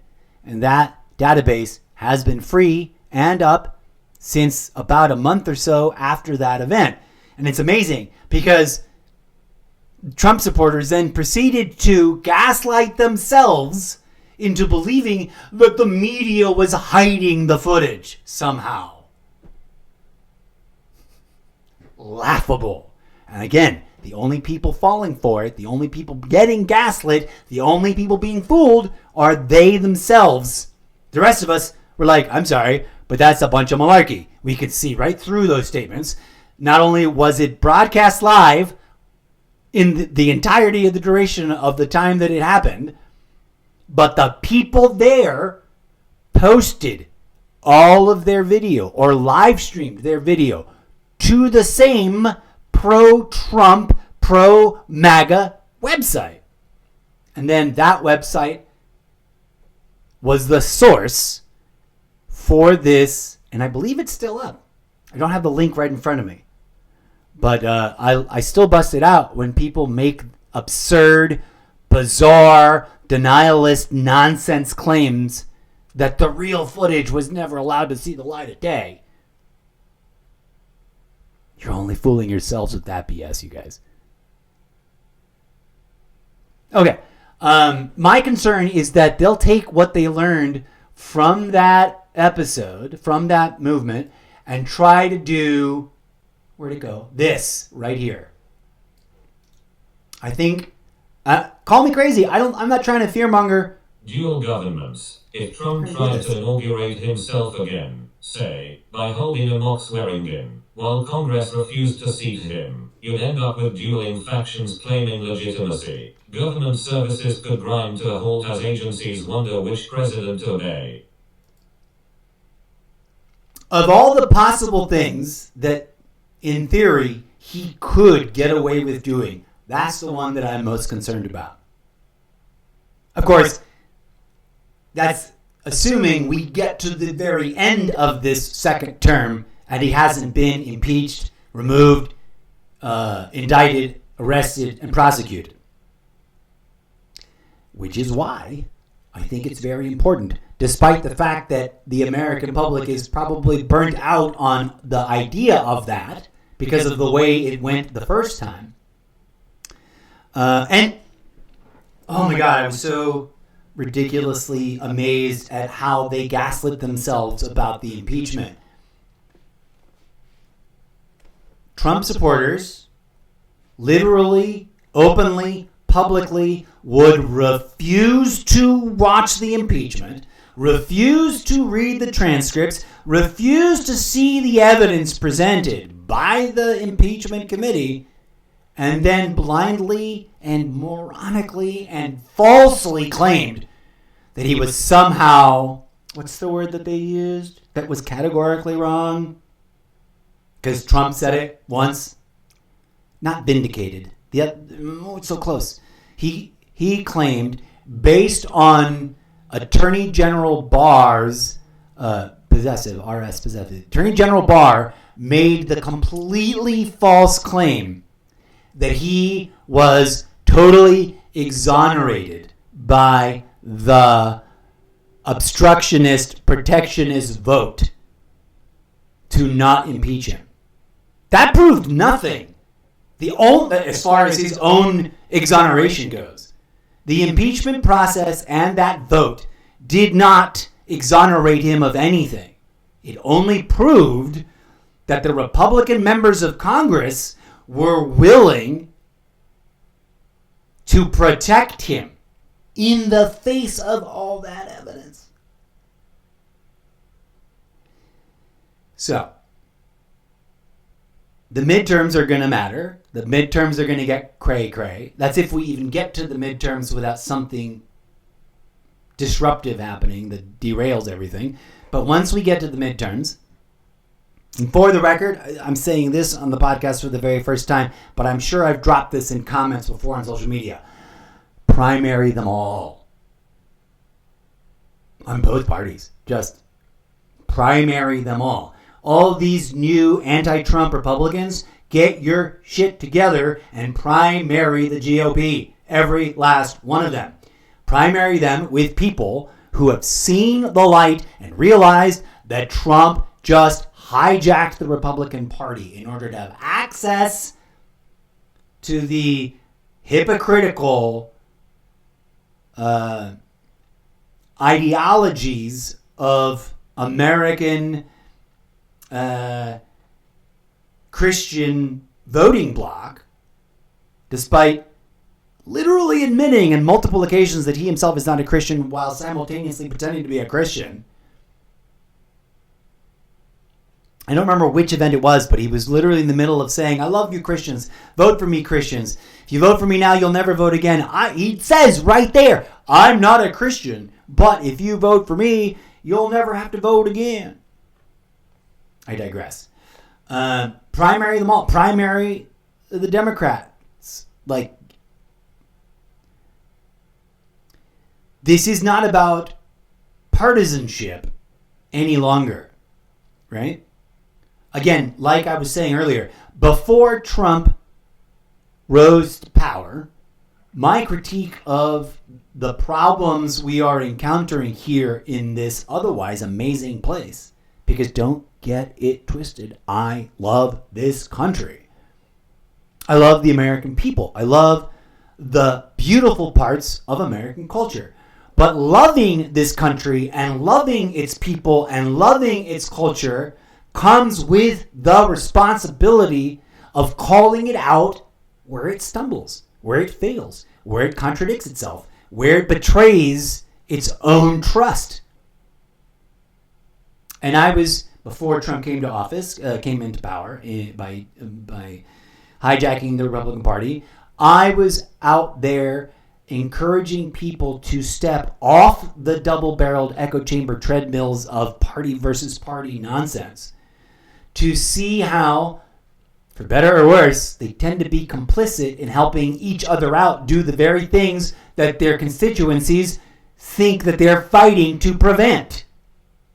The Republicans, when push comes to shove, when it's time to really cut bait, will help the Democrats get their shit done. And the Democrats, when push comes to shove, when it's time to cut bait, they will somehow manage to find somebody to be like, oh yeah, we'll help them out. What's the latest outrage on the Democratic side? Rising star and former darling of the party, Mr. What's his name? I can see his face right now. Good speaker. Like, he has a good speaking voice and a good speaking capacity, but he voted with something on the Republicans. And now I haven't seen from him in weeks. I forget what the issue was. I forget what he voted to approve something or someone. And the Democrats were like, what the F are you doing? And he was an outspoken critic of the right, an outspoken critic of the Republican Party, an outspoken critic of Trump. But out of nowhere, he was the one vote that helped get it, one of two votes, I think, that helped push some, I think it was an appointing of somebody to an office or something. I digress. This concern of him pulling off a dual government situation is, I think, the most credible problem in a post-term he loses his shit and tries to do something to stay in office scenario. That's assuming we survive and we don't break out into self-destructive civil war before then. And that's a very real possibility given how many people out there seem to think that that would be a fun thing to do. On that point, this is one of my things that people just don't understand. I'm a radical pacifist, like Jesus was. I don't think Jesus would have ever told anyone that they could not exercise self-defense. Then again, Jesus literally let the Romans crucify him. When his disciples were ready to pick up swords to defend him from the Romans, he said, no, it's fine. Turn those swords into plowshares. Let them do what they got to do. pin on the corkboard. We'll come back and talk about that in the future. All right, let's move on because this episode is dragging on for, how long have we been on? 1 hour and 39 minutes. Ooh, 40 minutes. Okay. Let's get back to this. The next question I asked our little AI friend was this. And if somehow successful, what do you think he and his new regime would try to do?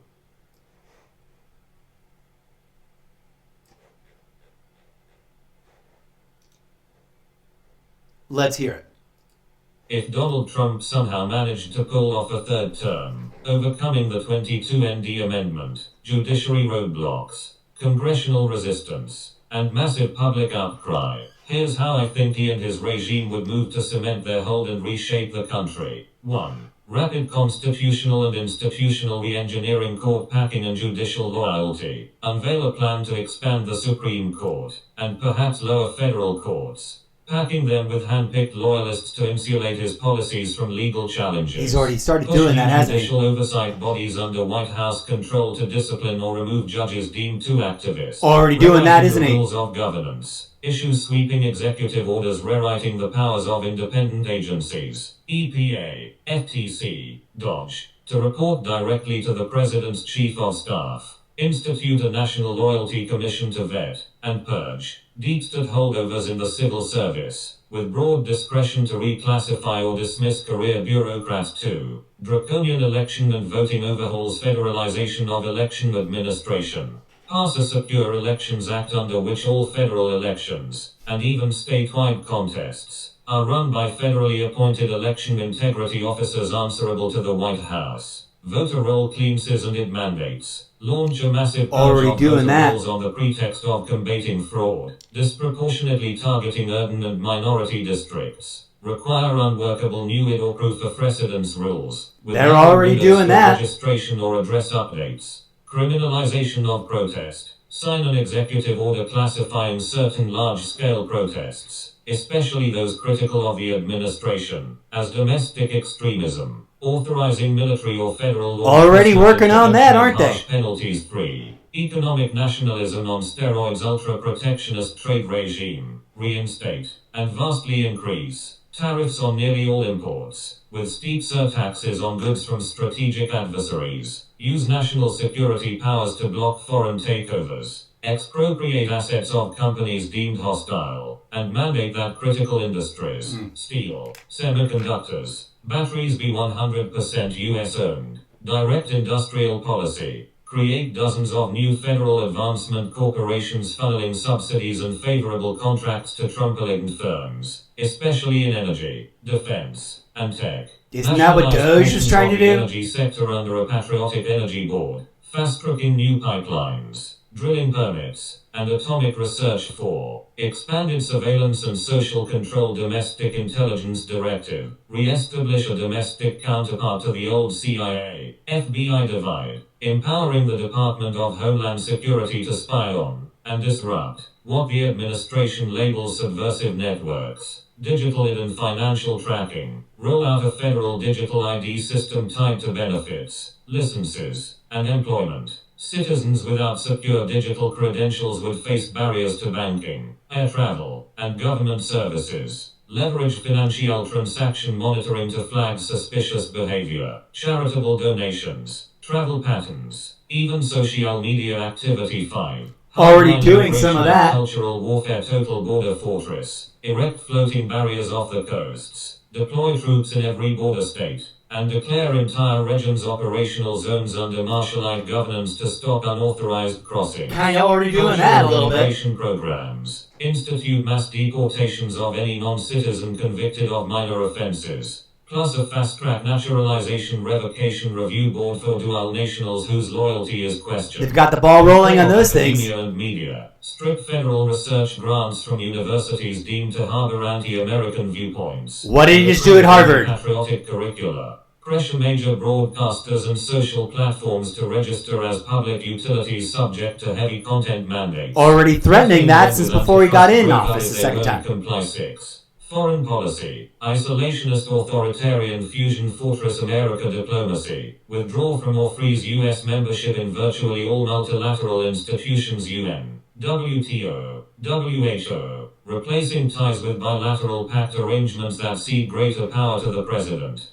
Proxy and cyber warfare, ramp up cyber operations against adversaries and domestic opponents, while outsourcing kinetic skirmishes to private military contractors under minimal congressional oversight. Selective great power partnerships, seek transactional deals with traditional rivals. For example, Russia, China, on narrow security or trade issues. Already doing those. Allies in long-term defense pacts. In sum, a successful third-term Trump regime would likely be nothing short of a wholesale transformation of American democracy into a hybrid of hyper-executive presidentialism, aggressive majoritarian authoritarianism, and economically mercantilist nationalism. Every institution, judiciary, bureaucracy, elections, media, academia, and foreign policy would be retooled to serve a permanently empowered presidency. The net effect, a US that looks less like a constitutional republic and more like a centralized onipotty state cloaked in democratic rituals, with opponents marginalized, rights curtailed, and dissent treated as a form of disloyalty. No file chosen, ChatGPT can make mistakes. Check important info. Yes. I don't know where that was at the bottom there, but okay. ChatGPT can indeed make mistakes, but let's take a moment to think about how many of those items on that list were already or are now currently something that Trump and his sycophants are actually doing. What's his name? The little bald guy has been openly threatening the removal or destruction or elimination of habeas corpus. And his supporters are cheering it like that's a good thing. Because they don't know what it means. Kristi Noem had no clue what it means. And she embarrassed herself in front of the American public live on television because my response, people have been posting about that since it happened, right? She was asked, what is the meaning of habeas corpus? And she very inaccurately and falsely claimed that habeas corpus is the right for a president to deport people without due process. Malarkey. Complete and total utter bullshit. And there was a spree of posts about it on social media. My response to that is she's either lying or so ignorant that she does not realize she's regurgitating a lie. Either way, disqualifies her and is a violation of her oath to office. Same thing with the guy who proposed it in the first place. What's his name? He literally looks like a young version of the super rich billionaire guy from The Simpsons. I can't remember his name. I have his face seared into the back of my brain because I cannot believe how insane it is that he literally said they're looking into ways to suspend habeas corpus. Now, there are mechanisms by which that is technically allowed, but none of them qualify given the current moment. Not without blatant lies used to excuse it all. And it's astounding how many Trump supporters have said, yeah, totally, dude, let's go. Let's support this attempt to eliminate habeas corpus and deny due process. It is due process that guarantees you the ability to defend yourself in court. The problem with denying undocumented immigrants, because illegal is kind of a lie. It is not a criminal offense to be in this country without proper documentation. It is a civil offense, and no amount of lying, gaslighting, denialism, whataboutism, straw man arguments are gonna change that fact. It is a civil offense, And it's painfully obvious and has been spoken by the most conservative member of the Supreme Court that the Constitution clearly guarantees due process to all persons in the United States. It doesn't say citizens. There is no carve out for undocumented immigrants. Due process is guaranteed to all persons in the United States while they're in the United States because they are under the jurisdiction of the United States laws and the Constitution. No amount of gaslighting, no amount of BS, no amount of pretending that that's not true is going to change that fact, at least not until they actually go out of their way to destroy the Constitution. The only people fooling anyone with those kinds of regurgitated BS talking points are the people regurgitating them. They're throwing up on themselves and then lapping up their own vomit going, yay, isn't this yummy? And it is categorically unpatriotic, categorically un-American, categorically unconstitutional.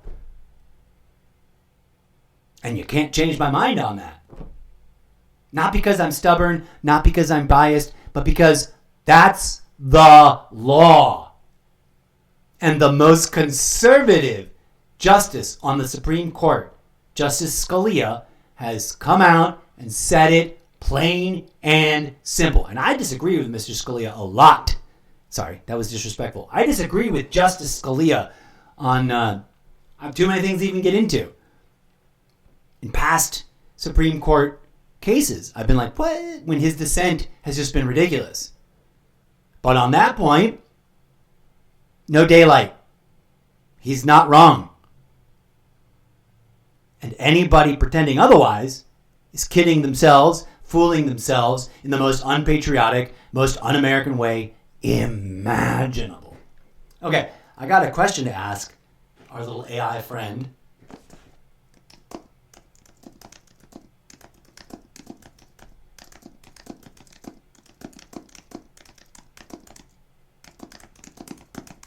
I will have it read out.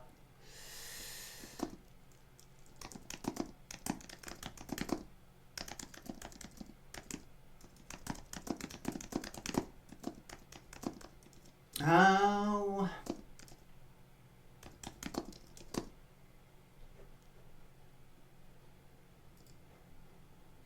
Let me make sure I'm not riddling you with typos. How would you summarize how would you summarize or update? How would you update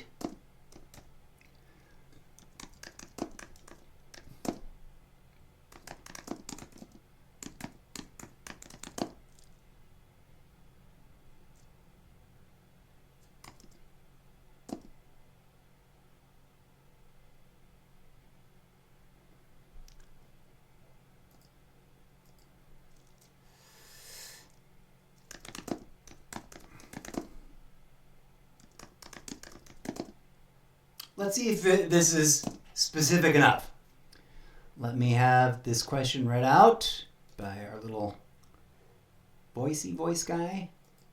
It has been about a month or more since we first had this conversation. Given everything that has happened since then, how would you update your overall analysis of the ongoing situation? Let me fix these typos. Punctuation problem. Oh, I guess that should be a new sentence. Okay, fine.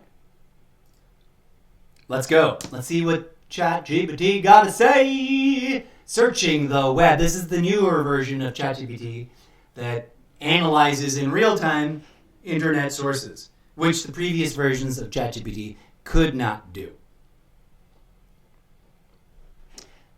All right. Now, does it have a freaking read-along thing? Come on! Bring back the read-along thing. I want to read. Create an image. No. Okay. We're just going to have my Mac desktop read this. Here we go. Let's see. I haven't even. Let's hear what he's got to say. What ChatGPT. I don't know. I'm sorry. I've gendered it. What it has to say.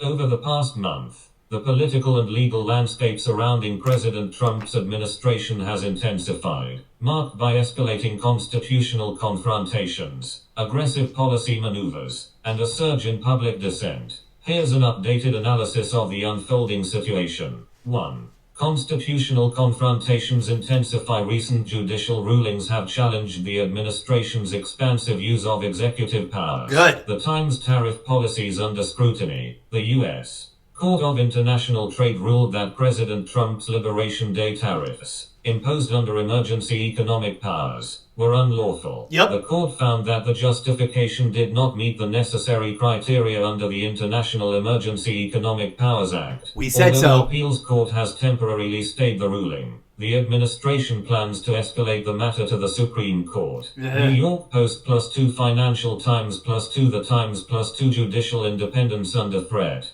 Threats against federal judges have surged, with 373 incidents reported in the first 5 months of 2025. Guess who's issuing those death threats? 509 in all of 2024. Many of these threats are politically motivated and linked to cases involving the Trump administration, raising concerns about the safety and independence of the judiciary. The Washington Post 2. Aggressive policy maneuvers. The administration continues to implement bold policy changes. Increased tariffs. President Trump announced a significant increase in steel and aluminum tariffs, doubling them from 25% to 50%, citing national security and job protection. This move has raised concerns about potential economic repercussions and strained international trade relations. AP News Immigration Overhaul. The State Department is advancing plans to establish an Office of Remigration, repurposing the Bureau of Population, Refugees, and Migration to focus on deporting immigrants and supporting voluntary return programs. This initiative aligns with the administration's broader anti-immigration agenda. The Guardian 3.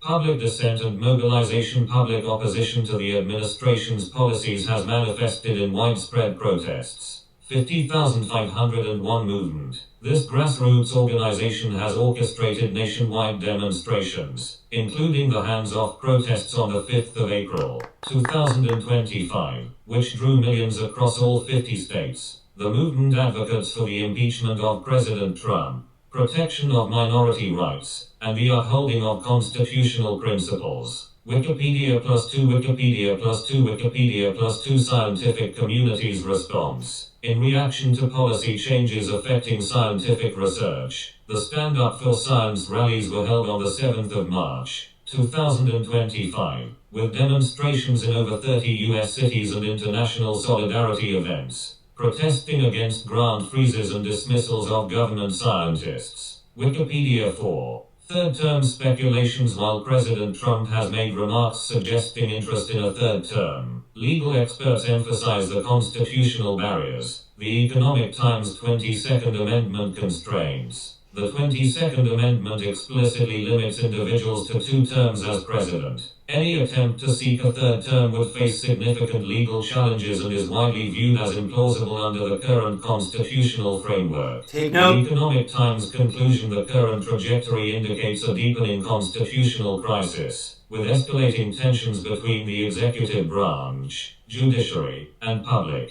The administration's assertive policies and challenges to established legal norms have galvanized widespread opposition, leading to significant civil unrest and legal battles. The coming months are likely to be pivotal in determining the resilience of democratic institutions and the rule of law in the United States. Okay. First of all, huzzah and thank you and bless you and shout out to everyone and all the various organizations that have been mobilizing peaceful protest. It's an alarming sign of the times that the first meme I saw today, when I first opened up my go-to social media platform where I go and engage in civilized public discourse to the best of my ability, was a meme pointing out the high probability that there will be pro-Trump infiltrators into anti-Trump peaceful protests in order to agitate and cause violence, in order for the administration to clamp down and smack down hard against this otherwise peaceful protest movement. And that they are advocating, this meme was advocating for a straightforward, simple, logistical action in preparation for this seemingly inevitable outcome. And that's the following, and I'm repeating it here so that anyone following along who will be at protests is aware of it in case they haven't seen the meme. Peaceful anti-Trump protesters are encouraged to be ready and willing and prepared to sit down wherever they are in immediate response to any agitator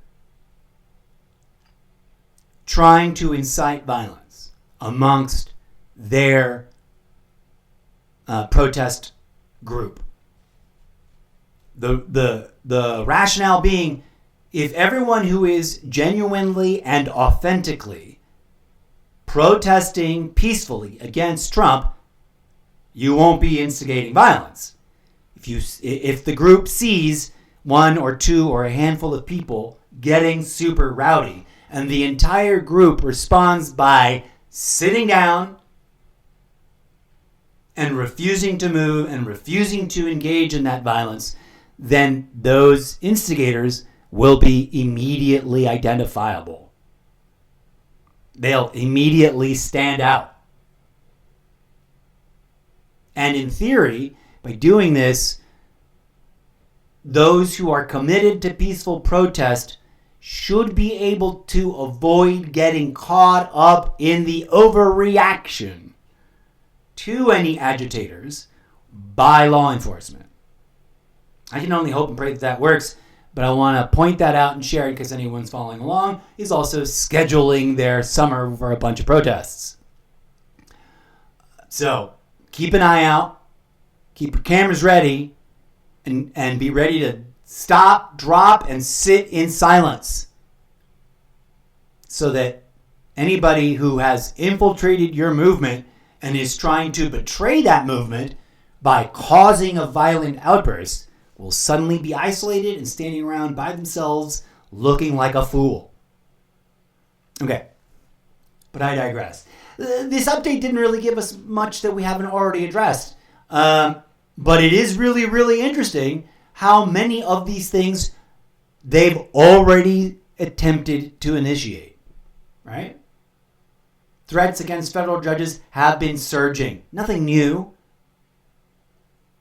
It's a bizarre and, well, it would be funny if it wasn't so egregious and potentially dangerous. But full circle, it gets kind of funny just how fragile and full of emotion the quote F your emotions crowd really gets. They applaud Trump when he mocks and ridicules women, when he mocks and ridicules handicapped journalists, when he mocks and ridicules Democratic politicians. But you say one word against their made-up, combed-over, diaper-wearing, flatulent idol, and they lose it.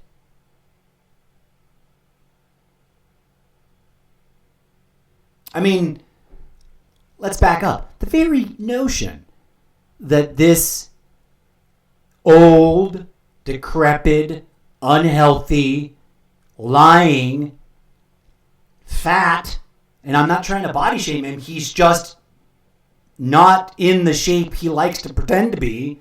He does not look anything like the AI generated images of a muscular He-Man-like body. He is a doughy, pasty, gooey, weak, flabby, diaper-wearing, geriatric old guy who is and has been for quite some time self-delusional. And I'm not even trying to invoke any kind of mental problem. I'm just saying he deludes himself. Always has. He has to. It's the only way he can perpetuate his lies and his fraudulent schemes and his scams and huck cheap, made in China merch. Self-delusional. America first, except for all the Trump merchandise. Don't take my word for it. I've literally been told by Trump supporters on social media that this is a lie, and yet there is video proof of people walking into Trump brand store at Trump Tower and looking at the tags. And if it isn't China, it's Taiwan. And if it isn't Taiwan, it's Cambodia. None of it, not one bit of it, has been actually manufactured in the United States. Some of his stuff is assembled here, but that's because they import the resources and then put them together. He sells garbage. Always has. From Trump steak to Trump wine to Trump University. Garbage. Dressed up in his brand and in his luxury image, but not made in America, not made to the exacting standards he pretends they are, and often a total disappointment when received. The most recent and kind of comical is his luxury watch, way overpriced. People got it, received it after spending lots of money, and it had a big, old, blatant, stupid, ridiculous typo on it. The T was missing from his name. It wasn't made in America. I don't remember exactly where the watch is from, but I know it wasn't made. Oh, no, that's not true. It is. The watches were assembled here in a company that sells fake luxury style watches and randomly, I think, honey for some reason. I don't know why. Watch, they're going to come at me that I lied about the watch. Some of his stuff may be assembled here. I said that already. But the vast majority of it, his shirts, his hats, his ties, his cologne, his jacket, not made here. Why? Because of the same reason that American corporations, American CEOs, American boards of directors have chosen to offshore everything. Money. Profits. The bottom line. American corporations don't want to pay Americans a living wage. This is nothing new. It's one of the few things that both parties, or the constituents of both parties, agree with. It's one of the reasons why Trump was able to successfully hijack the GOP. Because the few times he speaks the truth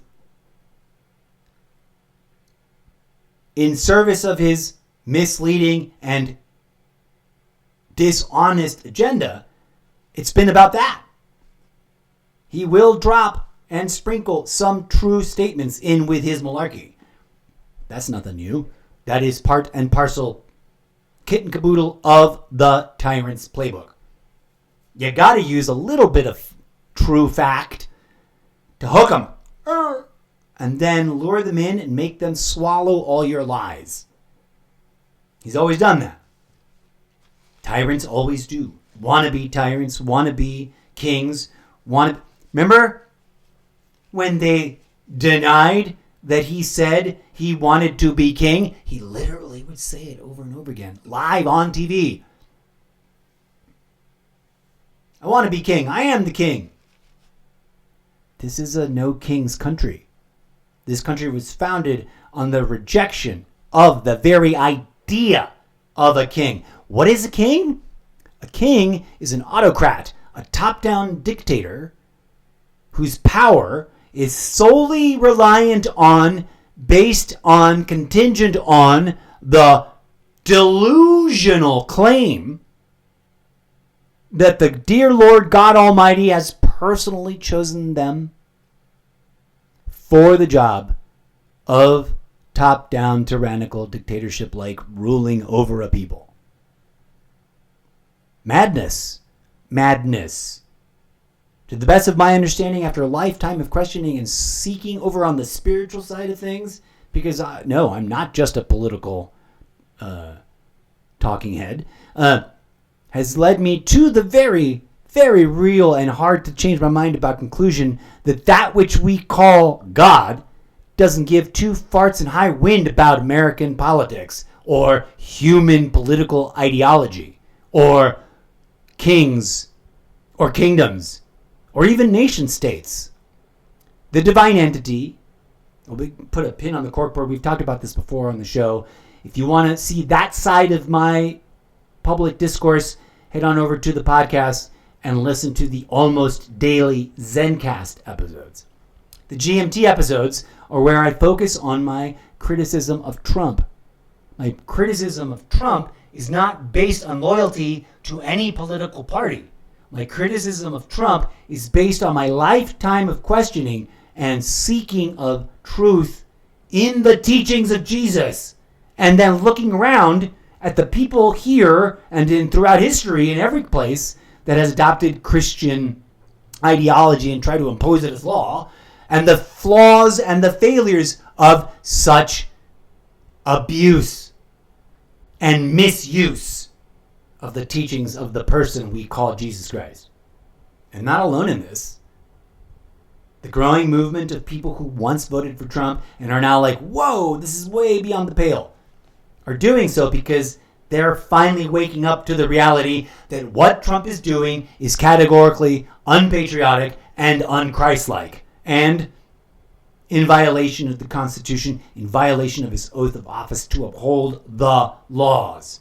Are the laws perfect? No. Of course they aren't. Was the American government perfect before Trump showed up? Of course not. I'm not a fool, and I'm not that naive. And I was never that much of a statist, bootlicking, goose-stepping moron. I'm just not. That's a line from Indiana Jones that just sort of came out of me. Sean Connery says it.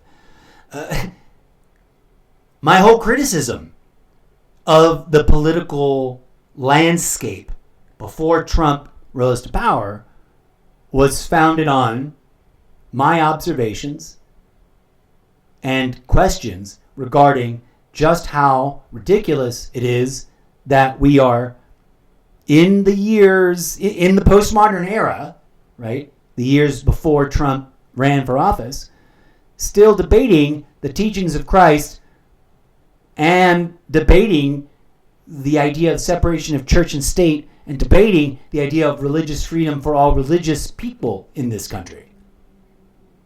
And before Trump came to power, my primary concern was pointing out that the solution to our problems will not be found by any of us if we stay on the engineered treadmill of double-barreled echo chamber of argumentation.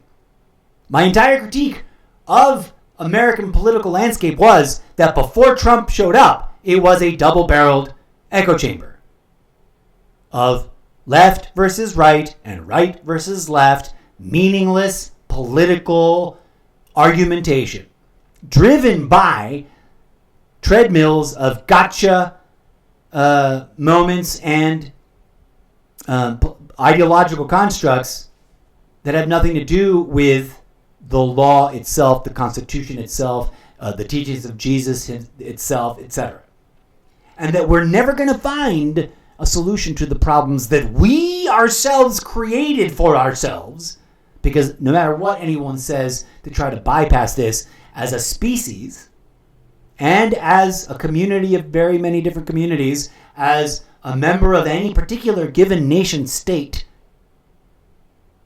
as a participant in the lived experience of the human species, we collectively must hold ourselves accountable generationally for the craziness we inherited.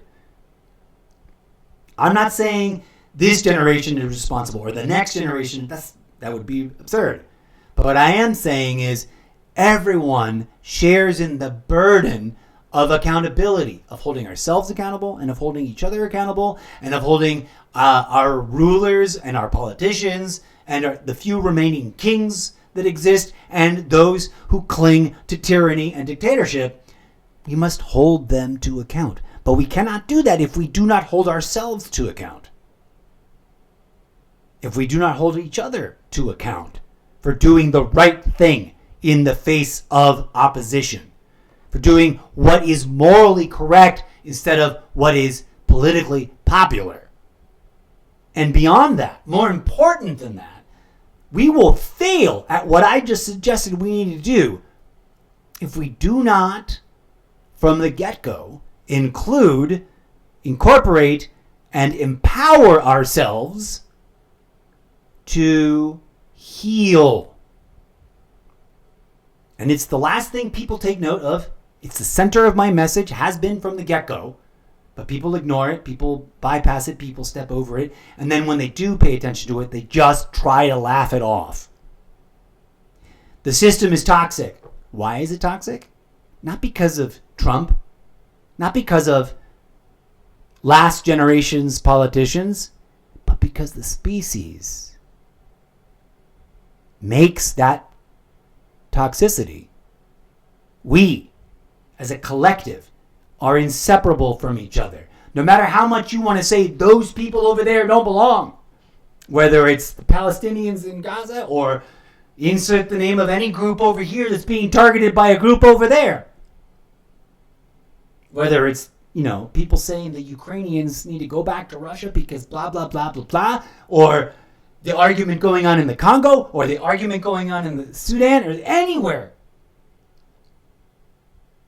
We will never solve those problems if we do not, as individuals, take responsibility for our collective participation in the human species, and included in that, engage in the spiritual calling of transformational healing.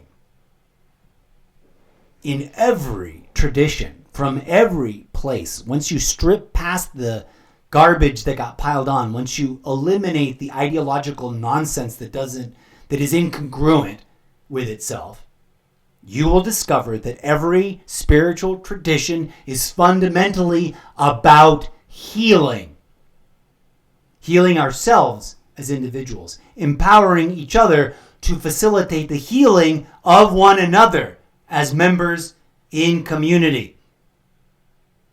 The logical conclusion of that is to facilitate, empower, and drive the healing of the entire human species.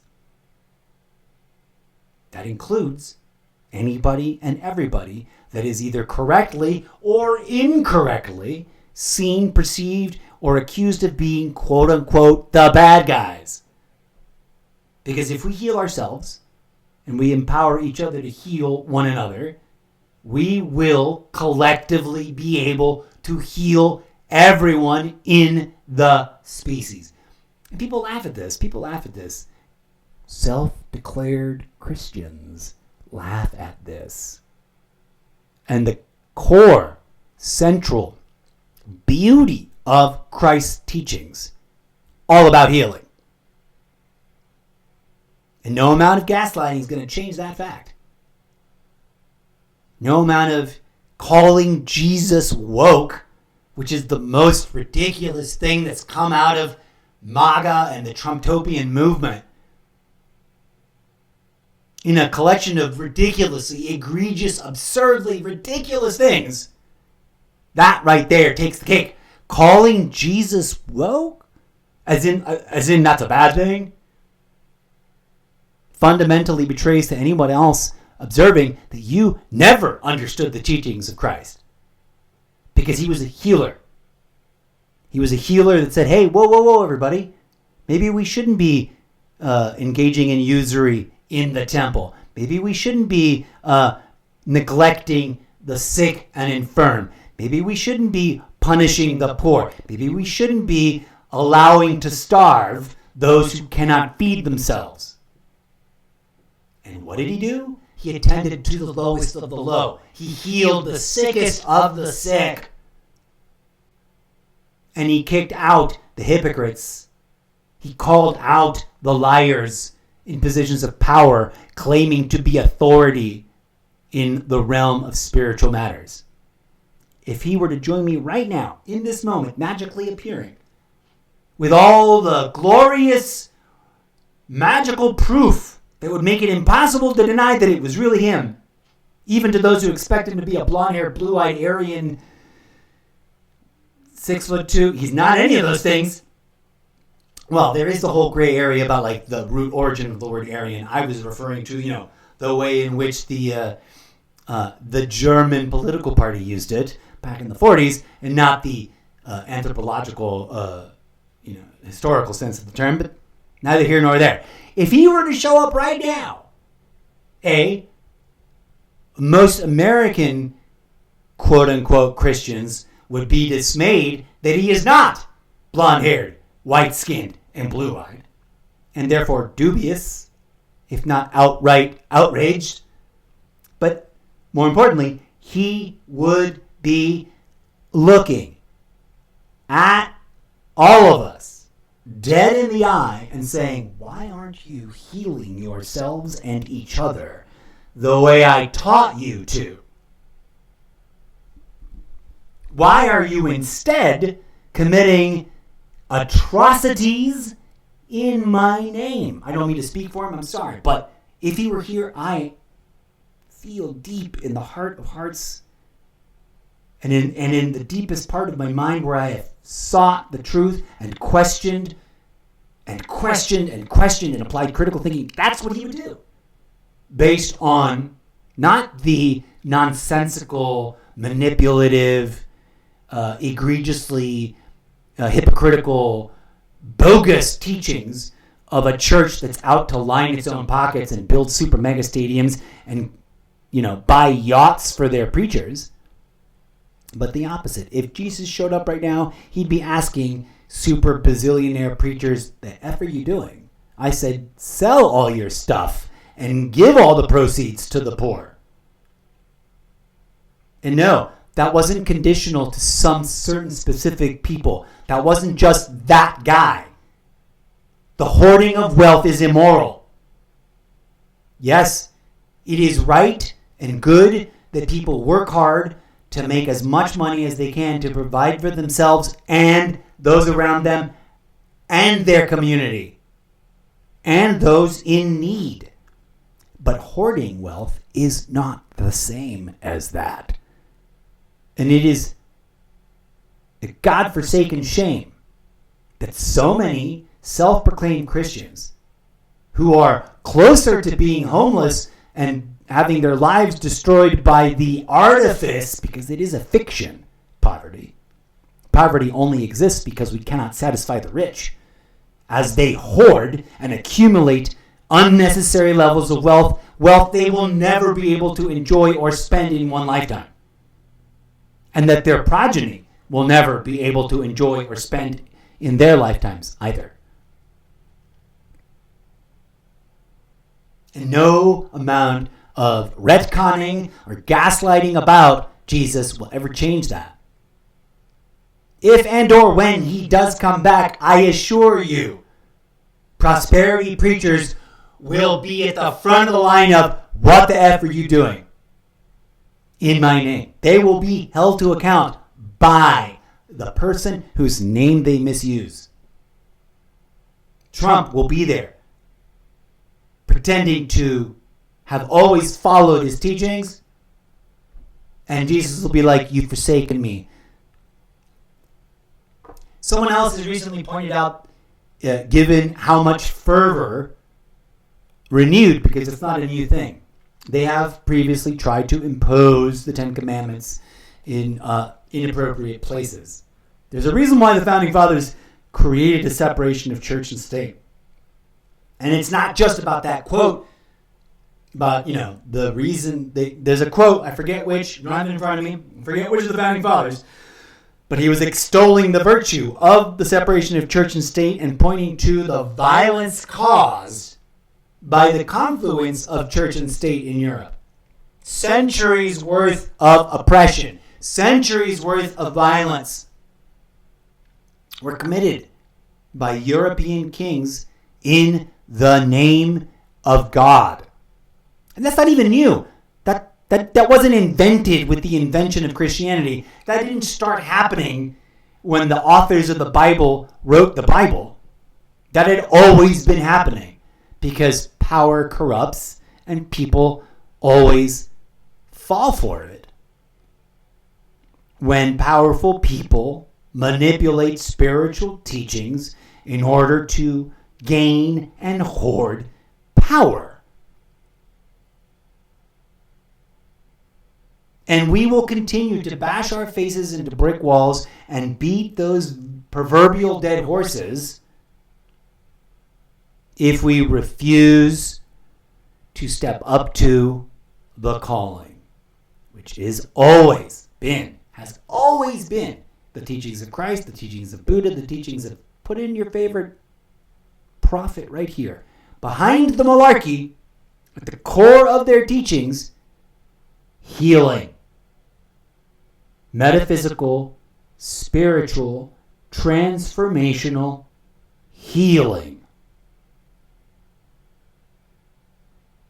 We will just keep running on these treadmills and keep yelling at each other in these echo chambers if we continue to neglect the root cause of all the craziness. The root cause of all things evil is an absolute lack of empathy and the pain and suffering in the souls of those who have not yet been healed of their generationally inherited spiritual trauma. And that's what I got to say about that, folks. Thank you for joining us for this special crossover episode of Good Morning Trumptopia and Conversations with AI. I will be back with more wild and wacky content as I continue to try to commodify myself for your entertainment and edification. By all means, I'm not asking anybody here to just blindly agree with me. Please do not take it as such. I'm not here for sycophants and yes men. Hello, Max, Stephen Smith, Todd the Traveler, at Illusion, Soul Sniper, Jedi Knight, Max. I totally failed to introduce that, but there we go. TikTok roll call. I'm not here for blind faith followers. I'm not here just for people to agree with me. I'm here to challenge the thinking of those willing to hear me out so that we can have this discussion and share these ideas so that they may reach those who need the metaphysical, transformational healing of their hearts and of their minds and of their bodies and of their, dare I say it, souls, because it is glaringly obvious and has been for millennia that the human species has habituated itself, has made itself addicted to neglecting that need for healing. And as some memesters have pointed out, ain't nobody else coming to rescue us. It's the lesson at the core of all our fantasies, all our mythos, all our spiritual teachings, that we must step up and look within and heal ourselves and help each other heal. And trust me, I know from a lifetime of failure, it ain't easy. Nothing in this world worth doing ever is. But if we continue to neglect it, guess what? We'll just keep bashing ourselves and each other against brick walls. We will keep whipping the proverbial metaphorical dead horse.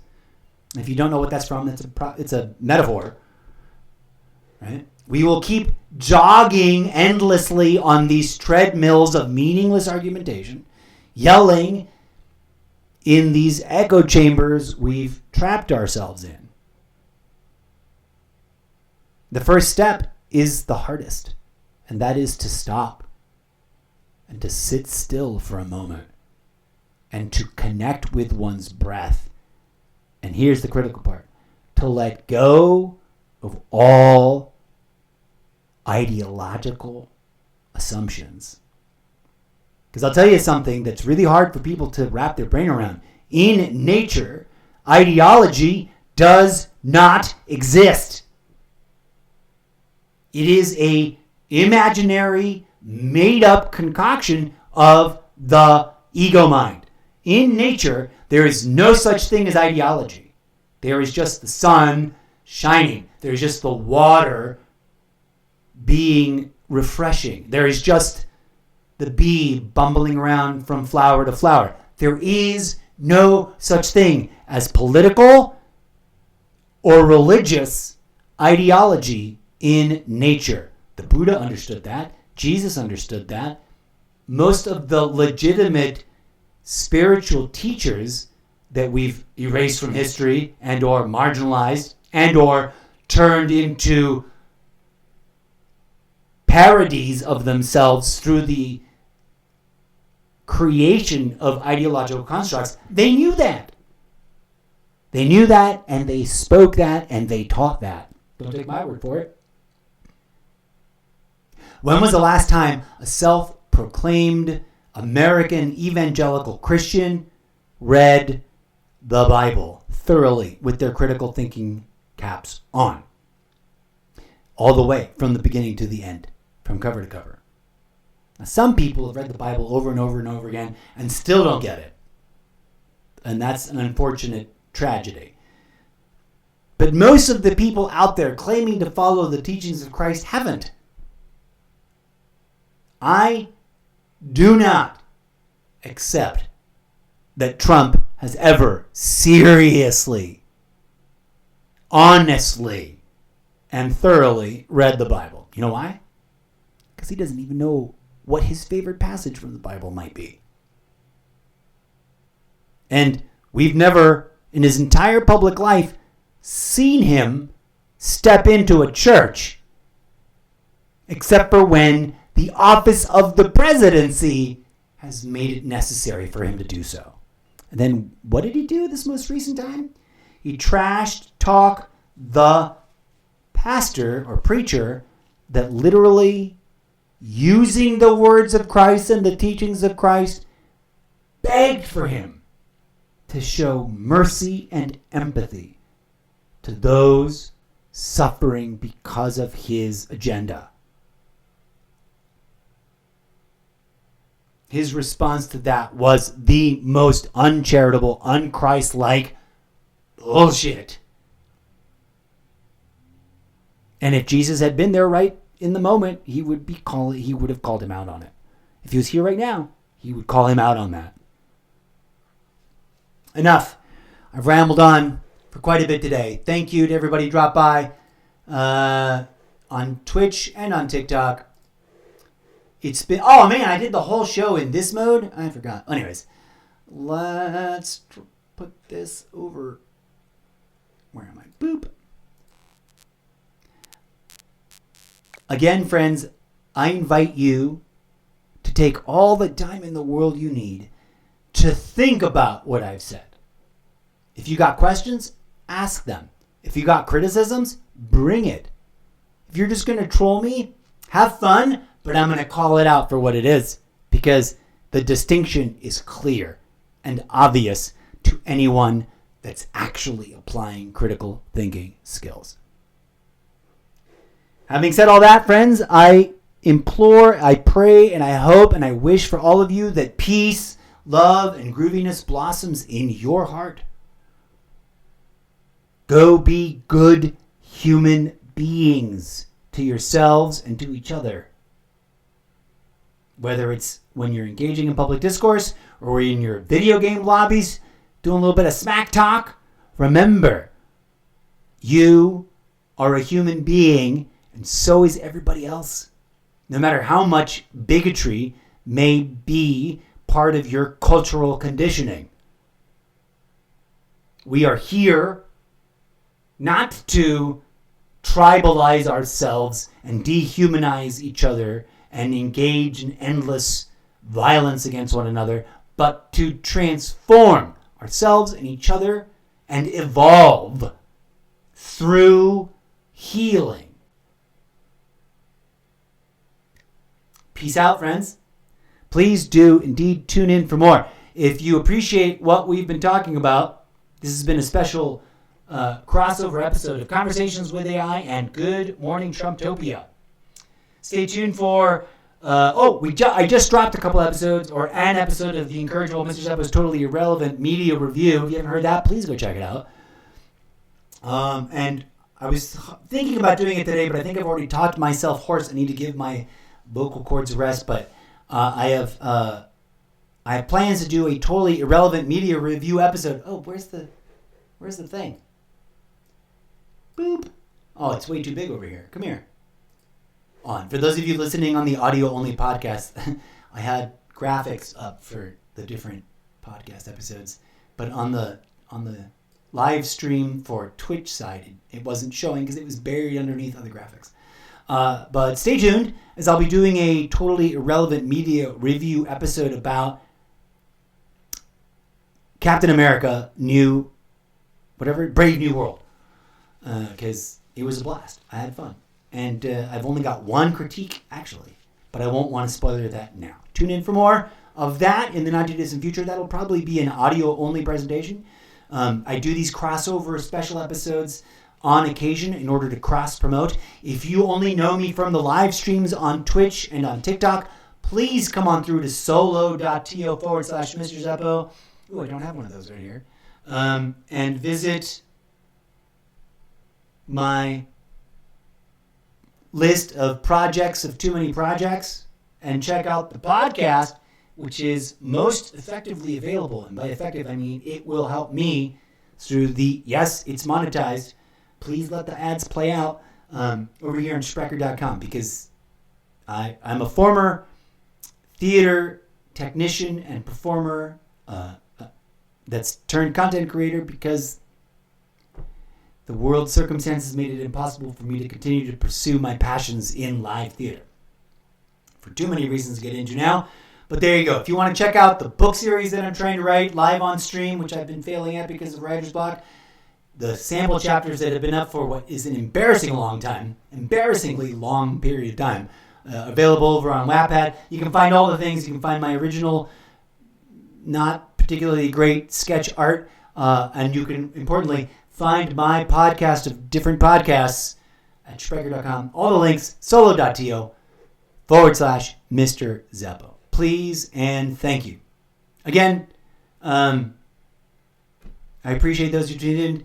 Nobody dropped any chat, but okay. If you have a reaction to the things we've been talking about here on this episode, but you caught it after the fact, or you didn't get to see it live, please come on through and drop your comments in the audio podcast version of it over on Sprecher, or come on through to my Facebook and drop your comments there, either on my original profile that I created when I first joined Facebook, back when it first launched. That literally, I heard about Facebook launching and I joined it about a year and a half after it started, or maybe 2 years after it started. So I've been there quite a long time. And it isn't until recently that I created a dedicated page for my podcast. So find it, the Almost Daily Zencast. It's on Facebook. But come on through, either one. Drop your comments after the fact there. Please and thank you. I will do my best to review those on a regular basis and try to address them in future episodes. Until next time, friends. All the things I've already said. Peace, love, and grooviness in your hearts. Be good human beings. Peace out. DJ Zed, some music, please.